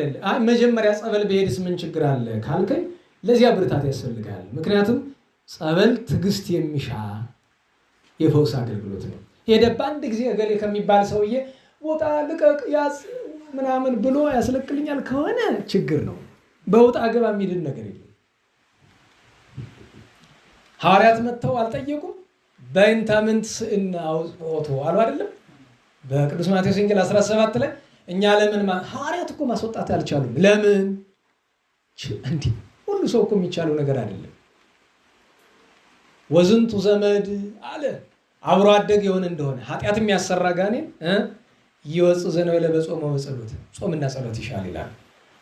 እና ፈውስ ሲባል መጀመሪያ አባቶቻችን በሽታ ህመም 3 አይነት ነው ብለዋል አይደል? ደዌ ስጋ አለ፣ ደዌ ነፍስ አለ፣ ደዌ ልቡና አለ ብለዋል አይደል? ደዌ ስጋ ፍልጠቱ ቁርጠቱ ሌላው ምናምን ነው አይደል? ደዌ ነፍስ ማለት ምንድነው? ኃጢአት ነው። ደዌ ልቡና ማለት ክደት ኑፋቄ ነው። እና መጀመሪያ ከደዌ ስጋ ይልቅ ሰውነታችን መጠበቅ ያለብን ከደዌ ነፍስና ከደዌ ልቡና ነው። በሽታ ቢያስጨንቅም እንኳን የስጋ በሽታ ጎጂ ነገር አይደለም። ቅዱስ ጴጥሮስ ዛሬ ወርሃዊ በዓላቸው ነው። እድሜ ዘመናቸው ሌሎች ሐዋርያት በበሽታ ሲሰቃዩ አይደል ይኖሩ? ያዕቆብ ዘኢየሩሳሌም እግሩ አብጦ መንቀሳቀስ አልችል እያለ እግሩ ዝሆን አክሎ አብጦበት አይደል ነበር? ስንት ተሰቃይተዋል እኮ። ያን ሁሉ ድውያንን እየፈወሱ እነሱ በበሽታ ይሰቃዩ ነበር እኮ። ለቻለ ሲያም ትዕግስት መለመን ነው። አላስችል ካለ ደግሞ ጌታዬ አንተ የሰውን ደካማነት ታውቃለህ። ካህኑ በቅዳሴ እንደሚለው ስማ አንተ ተአምር ድካሙ ለሰብእ እባክህ ጌታዬ ቸር ነህና ምክንያት ፍጠርልኝ፣ ወይ በሐኪሙ ወይ በጠበሉ ምክንያት ፍጠርልኝ ተብሎ እግዚአብሔር ይለመናል። ይሄ መጻጉዕ 38 ዓመት እንዲሆነው ኖረ። ክፋቱን እያወቀ ጌታ ምን አለው? ትፈቅድኑ ትየው ልትድን ተወዳለህ። ይህን ብሎ የጠየቀበትን ምክንያት በሁለት ምክንያት ነው። አንደኛ ጌታ ያለ ፈቃዳችን አይሰራም። ሁለተኛ ነገር ኋላ ጌታ በሚከሰስበት ጊዜ ይሄ እኮ ነው አድነኝ ሳልለው ያዳነኝ ብሎ ክፉ የሚያደርግ ነውና ምክንያት ለማሳጣት ምን አለው? ምንድን ያለው እሱ? አልብየ ሰብ ምን የለኝም። እንዴት ዋላችሁ? እንዴት ዋላችሁ? ምን የለኝም አለ። ሰው የለኝም። አዎ ሰው ማጣት ይጨንቃል። ነገር ግን ጌታ ምን አለው? ተንስ ወንሳ አራተከ ወሁር፣ ተነስ አልጋህንም ተሸከም ሄድ ቀጥላለሁ። ይህን ሲለው ግን ሰንበት ነበረ። አይሁድ ያዙት። ለምን ሲሉት ያዳኝ ነው እንደዚህ ያለኝ አላቸው። ማን ነው ቢሉትስ አላውቀውም። ይሄ ነገር ምንን ይመስላል? የኢትዮጵያ ኦርቶዶክስ ተዋሕዶ ቤተክርስቲያንን አስተምራ ለቁም ነገር አብቅታ ዛሬ መናፍቅ ታድሶ ምናምን ትሆኑ አለ የሚሰድባት አናቃትም። ምን አላት ደግሞ እያሉ እኩሉ በመቋሚያዋ ሲቀልድባት፣ እኩሉ በከበሯ። ያው ሰው ስለሌላት መቼስ ያፈቀዳቸውን ያደርጋሉ እግዚአብሔር ሰው እስኪሰጣት ድረስ። ሰው የለኝም ያለው እዚህ ላይ ይመጣል። ግን እሱ ሰው የለኝም ያለው ምድራዊ ሰው ነው። እኛ መንፈስ ቅዱስ ያደረበት ሰው ነው የምንጠብቅ። መንፈስ ቅዱስ ያደረበት ለዚች ሀገር ለዚች ቤተክርስቲያን ተስፋ እናደርጋለን። እንዲህ ሀገር ቤተክርስቲያን እንደተናቁ እንደተዋረዱ፣ ኦርቶዶክሳዊነት እንደተዋረደ ይቀራል ብለን አንጠረጥርም። እና ሰው የለኝም አለ። ተነስተ ሄዳለው። አላወቀም፣ ውለታውን አላወቀም። ኋላ ጌታ በመከራው ሲያስተምር አገኘውና ኡቅ አለው። ልብ በል አስተውል አለው። ዳግመኛ ምን አትበል አትበድል። ከመዘአኪ እምዝ ይርከብከ፣ ከዚህ የከፋ እንዳያገኝህ አለው። ኋላ ጌታችን በተያዘ ጊዜ ሄዶ ወታደርነት ተቀጥሮ ነበርና ይሄ ኮኖ አድነኝ ሳልለው በሰንበት ቀን ሰንበት ሽሮ እንዲያደረገ ብሎ ሎቱ ስብሐት ጌታችንን የዮሐንስ ወንጌል ምዕራፍ 18 ላይ አንድ የሊቀ ካህናት ሎሌ መጥቶ ከመዝኑ ትቶ አስወ ለሊቀ ካህናት ብሎ ጸፎ መልታይቶ የሌለ ጌታችን በጥፊ መታው ብሎ የሌለ ጌታ ምን አለ? እመሰ እኩየ ነበብኩ ስማኩን ላይ ሌዋ አስተዋደየኒ፣ ክፉ ተናግሬ ከሆነ ለዳኛ ክሰሰኝ። ወመሰ ሰናይ ነበብኩ ለምን ትዘብጠኒ፣ መልካም ተናግሬ ከሆነ ለምን ትመታኛለህ ብሎ ጌታ በቃለ ትሕትና የወቀሰው መጻጉዕ ማለት እሱ ነው። አሁን ታዲያ ጌታንስ በጥፊ ስለመማታት ሎቱ ስብሐት ካነሳን ዘንድ አባታችን ገብረ መንፈስ ቅዱስ አንድ ቦታ ቅዳሴ እየተቀደሰ እያስቀደሱ ቁርባን ሲቆረብ 200 ቆራቢ ነበርና 200 ቆርበው ሲወጡ አይናቸው ባየው ነገር በጣም አለቀሱ። ያለቀሱበት ምክንያት ከ200 ሰው መካከል አንዱን ብቻ ትቶ 199 መልአከ እግዚአብሔር ሲቀማቸው አዩ። እዚያው ላይ መቀማት ብቻ አይደለም ገፍትሮ አባረራቸው። እነሱ አይታወቃቸው፣ እነሱ በእግራቸው ወጥተው የሚሄዱ ነው የሚመስላቸው። የአንድ ሰው ግን ደግነት ያለው ቅንነት ያለው ነው።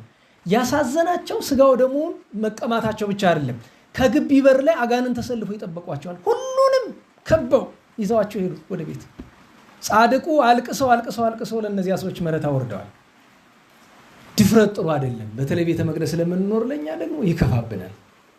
ድፍረት ጥሩ አይደለም። ወደ ቅዱስ ስጋው ክቡር ደግሞ መቅረብ ግዴታ ነው። ነገር ግን በድፍረት አይደለም። ንስሐ ገብቶ ለካህን ተናዞ ቀርቦ ጌታዬ እንደ ቸርነትህ እባክህ። ኋላ ካህኑ ከቁርባን በኋላ ይመርቃል አይደል? ቅዱስ ስጋውን ከስጋችን ክቡር ደሙን ከደማችን ያዋሃድልን፣ መንጽሔ ኃጢአት መንጽሔ ጌጋይ ያድርግልን፣ ከሰጠን አይንሳን፣ ካከበረን አያዋርድን ብሎ ይለምናል። ስለዚህ ስጋውን ደሙን ከመቀበልን በፊት አደራ። እንዲያውም መምህራችንን ያደርጉ ነበረ፣ ከቻሉ መልካ ስዕልን ሙሉን ይደግማሉ በሚቀርቡበት ቀን። ባይችሉ እንኳ አላዳርሳቸው ከመልካ ስዕል ሰላም ለስልኪ ወለስለ ወልኪ ዘሰአሞን ያደርሳሉ። ምን ስለሚል ለዝ ወልኪ ህሩመ በቀል ወተቀይሞ ማርያም ሀብኒ በዲኪ እንዘ ትጼውይ ስሞ ስጋሁ ቅዱስ ወክቡር ደሙ ያላትን ከመልካ ኢየሱስ ደግሞ ላስናኒከን አይደል ከርሲየ ርህበ እግዚኦ ጌታዬ እኔ ሰውነቴ አንተን ቅዱስ ጋር ክቡር ደም ተጠምታለች፣ ግን አይገባኝም አውቃለሁ። ወውሳጤ ጉሬ ጸማ ጉሮሮዬ ከአንተ ክቡር ደም የተነሳ ተጠምቷል። ምንድነው የሚለው? እንበለኩነኒ ሀብኒ ስጋ ከመብላአ አንተ ቅዱስ ስጋ ለመብላት ነው አይገባኝም፣ ነገር ግን ያለ በደል ሳይሆንብኝ እባክህ። እና ስጋው ደግሞ ፈርተው ቢርቁትም ገሃነም ነው፣ ቢደፍሩትም ገሃነም ነው። መልካሙ አካሄድ ምንድነው? ንስሐ መግባት፣ በትህትና ሆኖ መቁረብ። ያችን ጸሎት እዚህ በፊት ጽፋችሁ ያዙ ብያላልኳችሁ። ኦግዜ ኢየሱስ ክርስቶስ አኮዘ ይደለውኒ እሷን ካንጀቱ የጸለየ ሰው እንደምን መልአከ እግዚአብሔር ይቀማዋል? አይደርስበትም፣ አይቀርበውም። ጌታ ኢየሱስ ክርስቶስ ሆይ ከረከሰች የቤት የጠፍረ በታች ትገባ ዘንድ የሚገባኝ አይደለሁም፣ እኔ አሳዝኛለሁና ክፉ ስራንም በፊት ሰርቻለሁና። ወደ መጨረሻ ምንድን ነው የሚለው? ወሶበት ሜጠው ለምስጢረ ቅድሳቲከ ኢይኮነኒ ለቅስ። አሁን ልቆርብ ነኝ፣ ስቆርብ ግን አደራህን በአንተ ፊት የሚያስወቅሰኝ አይሆንብኝ፣ ወይ ለኩነኔ ለገሃነመ እሳት አይሆንብኝ። ኋላ መጨረሻ ላይ እማጽናለሁ። ምንድን ነው የሚለው? በወለደች በእመቤታችን በመጥምቁ ዮሐንስ በጻድቃን በሰማዕታት አማላጅነት ብለህ አትውሰድብኝ እባክህ። ጥቂት ትሕትና፣ ጥቂት ፈሪሃ እግዚአብሔር እኮ እግዚአብሔር የሚፈልግ ያቺ ለሱ ትልቅ ነው። ለዚያ እኮ ነው ዛሬ ሰለስቱ ምዕት ቅዳሴ ባይሆን ሰለስቱ ምዕት ሲቀደስ ሰነበትና ዛሬ በዋናው በቦታው ቀን ተዘለለ አይደል? አዝናለሁኝ። ያው ዞሮ ለምን እንደሆነ ገብቶኛል ነገሩ። ግን እንዲህ ባለው ቀን አንባቢው መግባት ይችል ነበር ብዬ ነው። ማንበብ የሚቻለው ሰው ዛሬ ነበረ ቀኑ እኮ ተጠብቆ ዛሬ ነበረ ሰለስቱ ምዕት ይቀደስ። ጻድቃንን በብዙ ስለሚያነሳና አባታችን ማን ነው ሰለስቱ ምዕት ምን አሉ?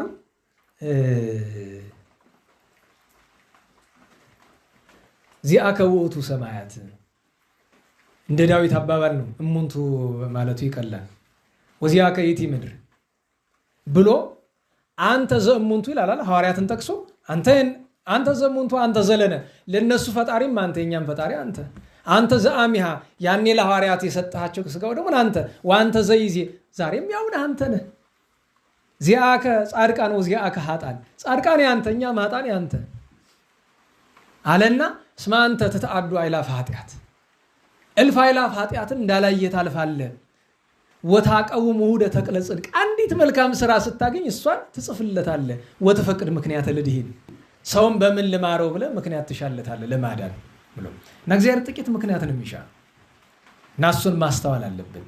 እና ከሁሉ በላይ የከፋ ደዌ ነፍስ ነው ካልነ ኃጢአት ነው። ደዌ ልቡና ነው ካልነ ክደት ጥርጥር ነው። እሱ እንድናስተውል ነው። ለሁሉም መጻጉዕ እንዲህ ያለ ክፋት አደረገ። እኛም መጻጉዕን ከመሆን መድኃኔዓለም ይሰውረን።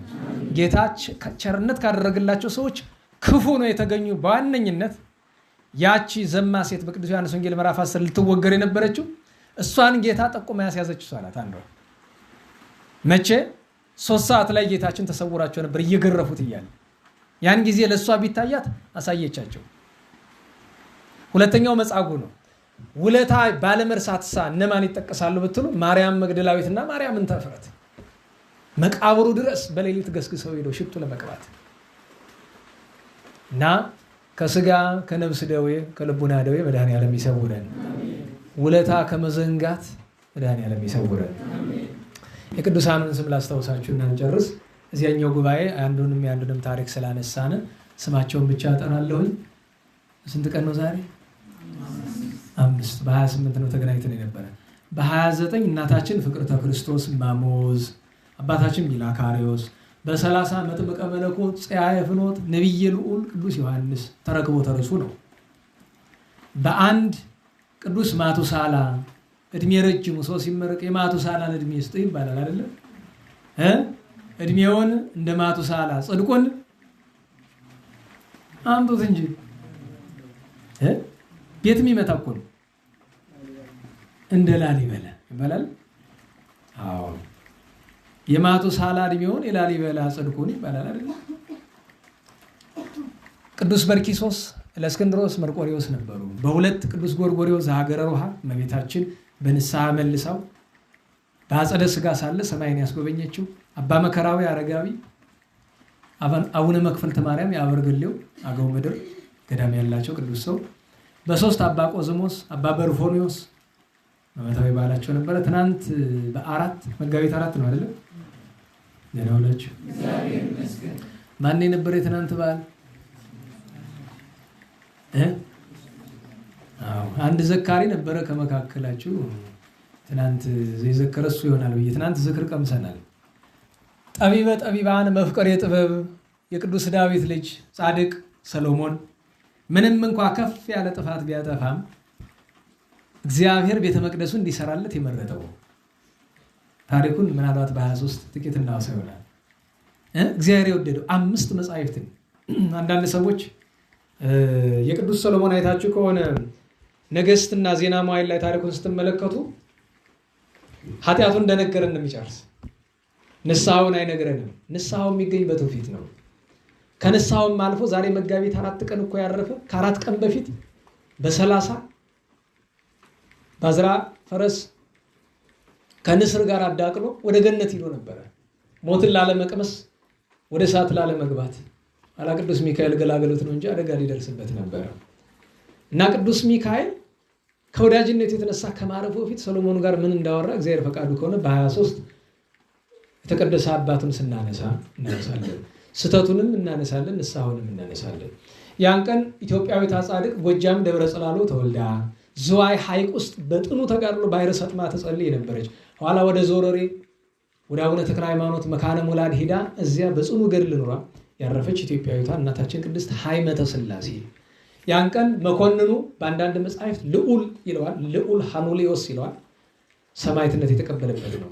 ክርስቶስን ወደዋለሁ ብሎ ስላለው ምንድን ያለው? ከወደድከውማ ብሎ በመስቀል ላይ ነው ቸንክሮ እሱንም የሰቀሉት። ደስ አለው። ፈጣሪ ሳይገባኝ አንተን እንደመስል አደረጉኝ ብሎ በመስቀል ሲሰቀል ደስ እያለው እያመሰገነ ነው የሞተ።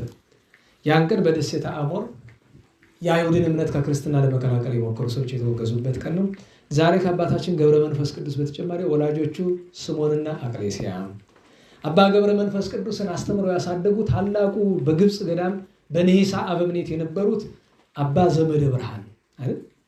ሰላም ለቆምከ እንበለ ያብጽሕ አቅሞ ለዘመደ ብርሃን አቡከ ከመቆመ መልአክ እንተገረሙ ይላል አይደል? ቀጥሎ ምን ይላል? ገብረ መንፈስ ቅዱስ በአኒ እምሰዓተ በቀል ወተቀይሙ በፍርድ ቀን ማን ይሆን የሚያድነ? ምን አለ? ቅድመ ገጸ ክርስቶስ ፈጣሪ ሰው ያዘክር ቀዊሞ ሰማዕት ደግሞ ወጻድቅ ጾሞ። በፍርድ ቀን ሰማዕታት ምን ይዘው ነው በጌታ ፊት የሚቀርቡ? የፈሰሰ ደማቸውን። ጻድቃን ምን ይዘው ነው የሚቀርቡ? የጾሙትን ጾማቸውን። እኛ ግን ይዘነው የምንቀርብ የለንምና የዚያን ቀን ከበቀል ፍርድ ገብረ መንፈስ ቅዱስ ሰውረን ነው። ቸርነቱ ይሰውረን። ምንድነው የሚሉት ሊቃውንት? አሁን በዛሬ ማይሌት ገብረ መንፈስ ቅዱስ አቡነ በኪዳንከ አስራተ ንስሐን ብለዋል እና አባታችን ዘመደ ብርሃን አቡነ ገብረ መንፈስ ቅዱስን አስተምረው ያሳደጉ ጻድቅ ናቸው። ሌላ ዛሬ እናታችን ቅድስት አውዶክስያ በጣም በኃጢአቱ የታወቀች የእስራኤላዊት ሰው በኋላ ግን አልገረማችሁም? ትናንት ስንክሳር ባይሆን ከልብ አታዳምጡም እንጂ ከግማሽ ንባብ በኋላ አውዶክስያን ምን እያለ የሚጠራት የነበረ? ድንግሊቱ እያለ አመንዝራ እንደነበረች ነግሮን መጀመሪያ። ኋላ ግን ምን ይላታል? ድንግሊቱ። አይንሳ የሚገርመው ነገር ሰማዕትነት ልትቀበል ስትሄድ የመኮንኑ ልጅ ይሞታል። ታዝንና ከሞት ታስነሳዋለች። ኧረ አልገልሽም አለች። እንዲሁም በአምላክሽ አምናለሁ ይሰዳታል። አሁንም ሌላ መሪ ሊገላት ስትመጣ የእሱ ጃግሬ የሆነ አንድ አይነት አለች። አሳዝናት። አይ ብላ ድስስ ታደርገዋለች። አይኑ ይበራል። ኧረ አልገልሽም አለች። በሶስተኛው ስትሄድ ጌታዬ ኧረ እኔ ከሰማዕታት ልቆጠር እወዳለሁ፣ እባክህ ታምር በእጅ አታደርግ ብላ ጌታችን ፈቅዶላት ተሰውታ ሰማዕት ሆናለች። ጻድቅም ሰማዕት ናት። እሷን ያሳመናት ኢየሩሳሌሙ ጻድቅ አባታችን አቡነ ግርማኖስ ዛሬ ዓመታዊ በዓሉ ነው። ሌላኛው ዛሬ የደብረ ሊባኖስ አበምኔት የነበሩ አባታችን አቡነ ቴዎድሮስ፣ ሌላኛው የኢትዮጵያ ንጉሠ ነገሥት የቅዱስ ያሬድ ወዳጅ አፄ ገብረ መስቀል ጻድቁ ዓመታዊ በዓላቸው ነው። የመጨረሻው ዛሬ ትልቁ በዓል በግብፅ ገዳም በ6ኛው መቶ ክፍለ ዘመን መጨረሻ አካባቢ የተነሱት ታላቁ አባ ሰረባሞን ገዳማዊ ባህታዊ ርዕሰ ምኔት ቅዱስ ሰረባሞን ዓመታዊ በዓላቸው ነበረ። ነገ 6 ነው። ጻድቁ ኢትዮጵያዊ አባ ዙሩፋኤል፣ ጻድቁ ኢትዮጵያዊ አባ አንጦንስና አባ አርከሌድስ እነዚህ ሁሉ ኢትዮጵያውያን ናቸው። ከሰለስቱ ምዕት አንዱ ነው ተብሎ የሚታመነው ቅዱስ ቴዎዶሲዮስ ታማኔ፣ እንደዚሁም ሰማዕቱ ቅዱስ ዲዮስቆሮስ፣ በ7 የኢትዮጵያ ንጉሥ ጻድቁ ቅዱስ ቴዎድሮስ ቀዳማዊ፣ እንደገና የዚያኑ ቀን ፊልሞንና አብላኒዮስ ኃይለኛ ሰማዕት። ቅድም ሲያነቡ ቴዎዶሲዮስ የሚል የነገ ታሪክ ነበር አይደል? ወበዛቲውንም እሱ እየሳባቸው ቴዎድሮስንም ቴዎዶሲዮስ አሉት እያልኳቸው ነበር። ቴዎዶጦስንም ቴዎዶሲዮስ፣ ሁሉንም በቴዎዶሲዮስ የጨረሱት እና ቴዎዶጦስ የሚባል ኃይለኛ ሰማዕት፣ ኃይለኛ ሞት የማይፈራ ማለት ነው። ቅዱስ ቴዎዶጦስ የሚባል ሰማዕት ነው። ጻድቅ ንጉሥ ቴዎድሮስም አለ። በ8 የሐዋርያ ግዝት በዓል ነው። ሐዋርያው ቅዱስ ማትያስ እረፍቱ ነው። ያን ቀን ሰማዕቱ ቅዱስ አርያኖስ፣ አባ ዮልዮስ፣ በ9 ሐዋርያው ቅዱስ ኩቱን፣ በ10 ቅዱስ መስቀል አቡነ ተከስተ ብርሃን የዲማው ቅዱስ መስቀል ዓመታዊ በዓል ነው። ረቡዕ ቀን ነው። እግዚአብሔር ከፈቀደ አስተማሪ መድባችሁ ሰው ከሌለም ለማማር እንችል ይሆናል። እንግዲህ እሱ እንደናንተ ፈቃድ አስተባባሪዎች ይዩትና አስተማሪ ግን የምትመድቡት አስተማሪ ከኮርስ ውጭ አይደለች ነው አላት። ኮርስ ተመድቦባታል። እነሱ አስተማሪዎች አለው እያሉ ነው። አዲስ መልእክት መጥቶ ነው ካለ ኮርሱ እንግዲህ የተጀመረው ኮርሰኞ፣ ረቡዕ፣ ሐሙስ አለን። ጥሩ። በአጋጣሚ የኛ የሚይዛኛው ማክሰኞ ነው። ምክንያቱም ረቡዕ እዛ ጉባኤ ስላለ እንግዲህ አሁን እንትን አድርጉ። ለወንድማችን ትንሽ ስለ ቅዱስ መስቀል መግቢያው ላይ እንዲያስተምር እንዲዘ አለ ሊቀ መንበሩ ንገረውና ትንሽ ስለ ቅዱስ መስቀል መግቢያው ላይ ራሱ እኮ ማለት ምስጢር አይደል እየሰጠ የማደ ምስጢር ልቡ ወደዚያ እንዳይሰረቅ አንድ 5 ደቂቃ ምትሆን ስለ ቅዱስ መስቀል አደራ ብለዋል ወንድማችን በልልኝ። በጣም ያስፈልጋል። ቅዱስ መስቀል ትልቅ በዓል ስለሆነ ስለዚህ ቅዱስ መስቀል ነው። በ11 አባታችን ቅዱስ ቴዎቄጤኖስ እና ብጽዕት እስክንድራ ዓመታዊ በዓላቸው ነው። ያን ቀን በቤተክርስቲያናችን ብዙ ታሪኳ ባይተረክም እንኳን በቅርብ ዓመታት ታሪኳን እየተረክንላት ያለች በቅዱስ ዮሐንስ ወንጌል ምዕራፍ 4 ላይ ያለችው ሳምራዊቷ ሴት በስም ቅድስት ፎጢና ዓመታዊ የሰማዕትነት በዓሏ ነው። በኔሮን ቄሳር ዘመን የተሰዋችበት ነው። ቅድስት ፎጢና ሳምራዊቷ ሴት ማለት ነው። ዛሬ ሳምንት ስንት ነው የሚመጣ? 12 ነው። በ12 ቅዱስ ሚካኤልን የምናከብረው ከታላቁ ሊቅ ከቅዱስ ድሜጥሮስ ጋር ነው። የቅዱስ ድሜጥሮስ ዓመታዊ የተአምራት በዓሉ ነው። ያን ቀን ባሕረ ሐሳብ የተማረ ሰው ይቀጽለዋል። ቢያንስ መቅድሙን ነው የጥምረት እግዚአብሔር ብሎ እንደ ጸሎት ይገባል። በዓመት 3 ቀን ሊቀጽሉት ይገባል። ስለዚህ እግዚአብሔር አምላካችን የዚያ ሰዎች ይበለን። መዋዕለ ጾሙን የበረከት የጸጋ ሀብት ያደርግልን። ከብርሃነ ትንሣኤው በቸር ያደርሰን። ቀለም ባነጥብ በአፈ መላእክት ይረምልን። ቸርነቱን ይቅርታውን ምሕረቱን ይዘዝልን። ከታዘዘ መቅሰፍት መድኃኔዓለም ይሰውረን። ሌላ መልእክት አለች። ከምስጋና በኋላ እናስተላልፋታለን። በጸሎት እንነሳ።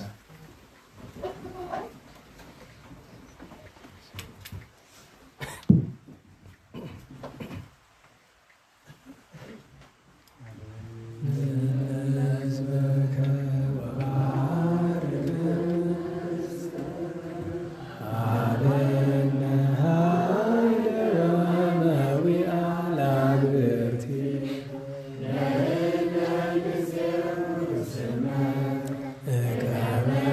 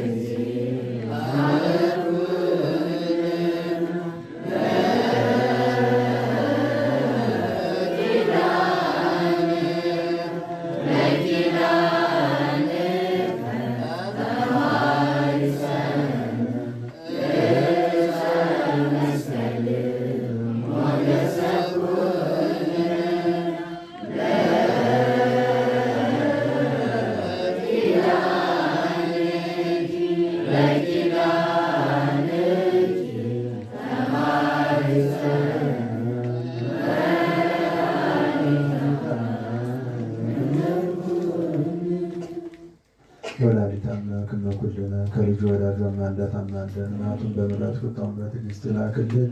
ለመምህራችን ቃል ታሰማልን፣ የአገልግሎት ዘመናቸውን ይባርክልን። ጻድቁ ከተለያየ ፈተና ጥበቃው ከሞን ጊዜ በሰላም ያደርስልን። ለወንድሞቻችንም ቃል ታሰማልን፣ ከሩቅም ከቅርብም መጥተን ቃሉን እንድንሰማ የፈቀደልን ፈጣሪ ማስተዋሉን አድሎ ፍጻሜያችን ያሳምርልን። ሱባኤያችን በሰላም ያስፈጽመ። ሀገራችን ሰላም አድርጎ ለታመመ ምሕረቱን ይላክልን። ሰላም ያሳድረን። አቡነ ዘበሰማያት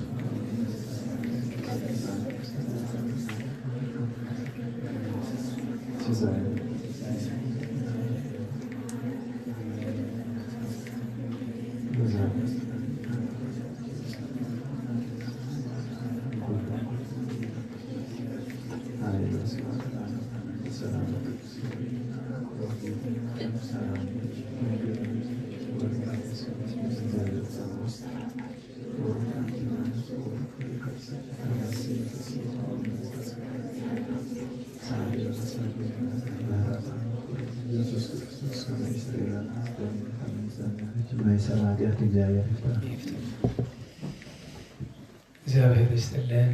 ቃለ ሕይወት ቃለ በረከት ያሰማልን። ተስፋውን መንግስቱን ርስቱን ያውርስልን።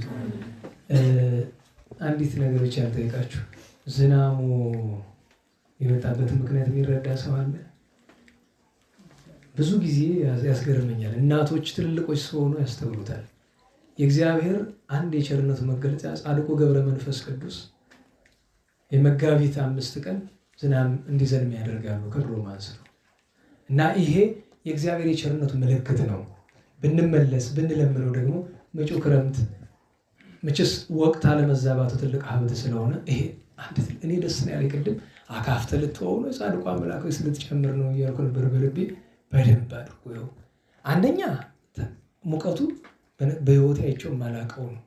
መቼም ወፍራሞቹ ላበት ይውጣችሁ፣ እኛ ምንም የሌለንበት እንዴት በላበት እንታጠባለን? የሙቀቱ ክፋት ይመስለኛል። አቀዘቀዘው ቸሩ መድኃኒዓለም። አሁን ስትወጡ ነው የሚታወቃችሁ ቀዝቅዝ ያለ አየር። ተመስገን በሉ እስኪ። ስትወጡ በልባችሁ ተመስገን በሉ። ይህ ቸር ደግሞ ታውቃላችሁ፣ ዛሬ ዱባ ይተከላል። ነገሩ ዱባ ታውቃላችሁ፣ ዱባ ዛሬ ነው የሚተከል። እናቶቻችን ዝናብ ከመጋቢት 5 እስከ 10 ካልዘነበ ችግር ነው። እንዲሁ ካፊያ መተው ለምልክት ይኸው ጻድቁ ዛሬ አይ ቸርነታቸው ብዙ ነውና ይኸው እና ይሄ እንድናስተውሉ ብዬ ነው። መልእክቱ ኮርሱን አጥብቄ ልንገራችሁ። ደህና እየተገኛችሁ ነው፣ ግን ሁላችሁም አይደላችሁም እና ተገኙ። የአዕማደ ምስጢርን መደለል አለባችሁ። ያን ሳትደለድሉ ችግር ነው። ስለዚህ እየመጣችሁ ሰኞ አለ፣ ረቡዕ አለ። አሁን ማክሰኞ እዚያ እኛ ስላለ ነው። ለሚቀጥለው ሳምንት ሰኞ፣ ረቡዕ፣ ሐሙስ ነው። ከወዲያኛው ሳምንት ጀምሮ ደግሞ ካላለቀ ግን ሰኞ፣ ማክሰኞ፣ ሐሙስ ይሆናል እና አሁን ሰኞ፣ ረቡዕና ሐሙስ ነው። በሰዓት ተገኝታችሁ ምላውን አደረሳችሁ። ከምላው መድረስ ቢያቅታችሁ ከመጨረሻው አባታችሁ ላይ እንኳን አደረሳችሁ።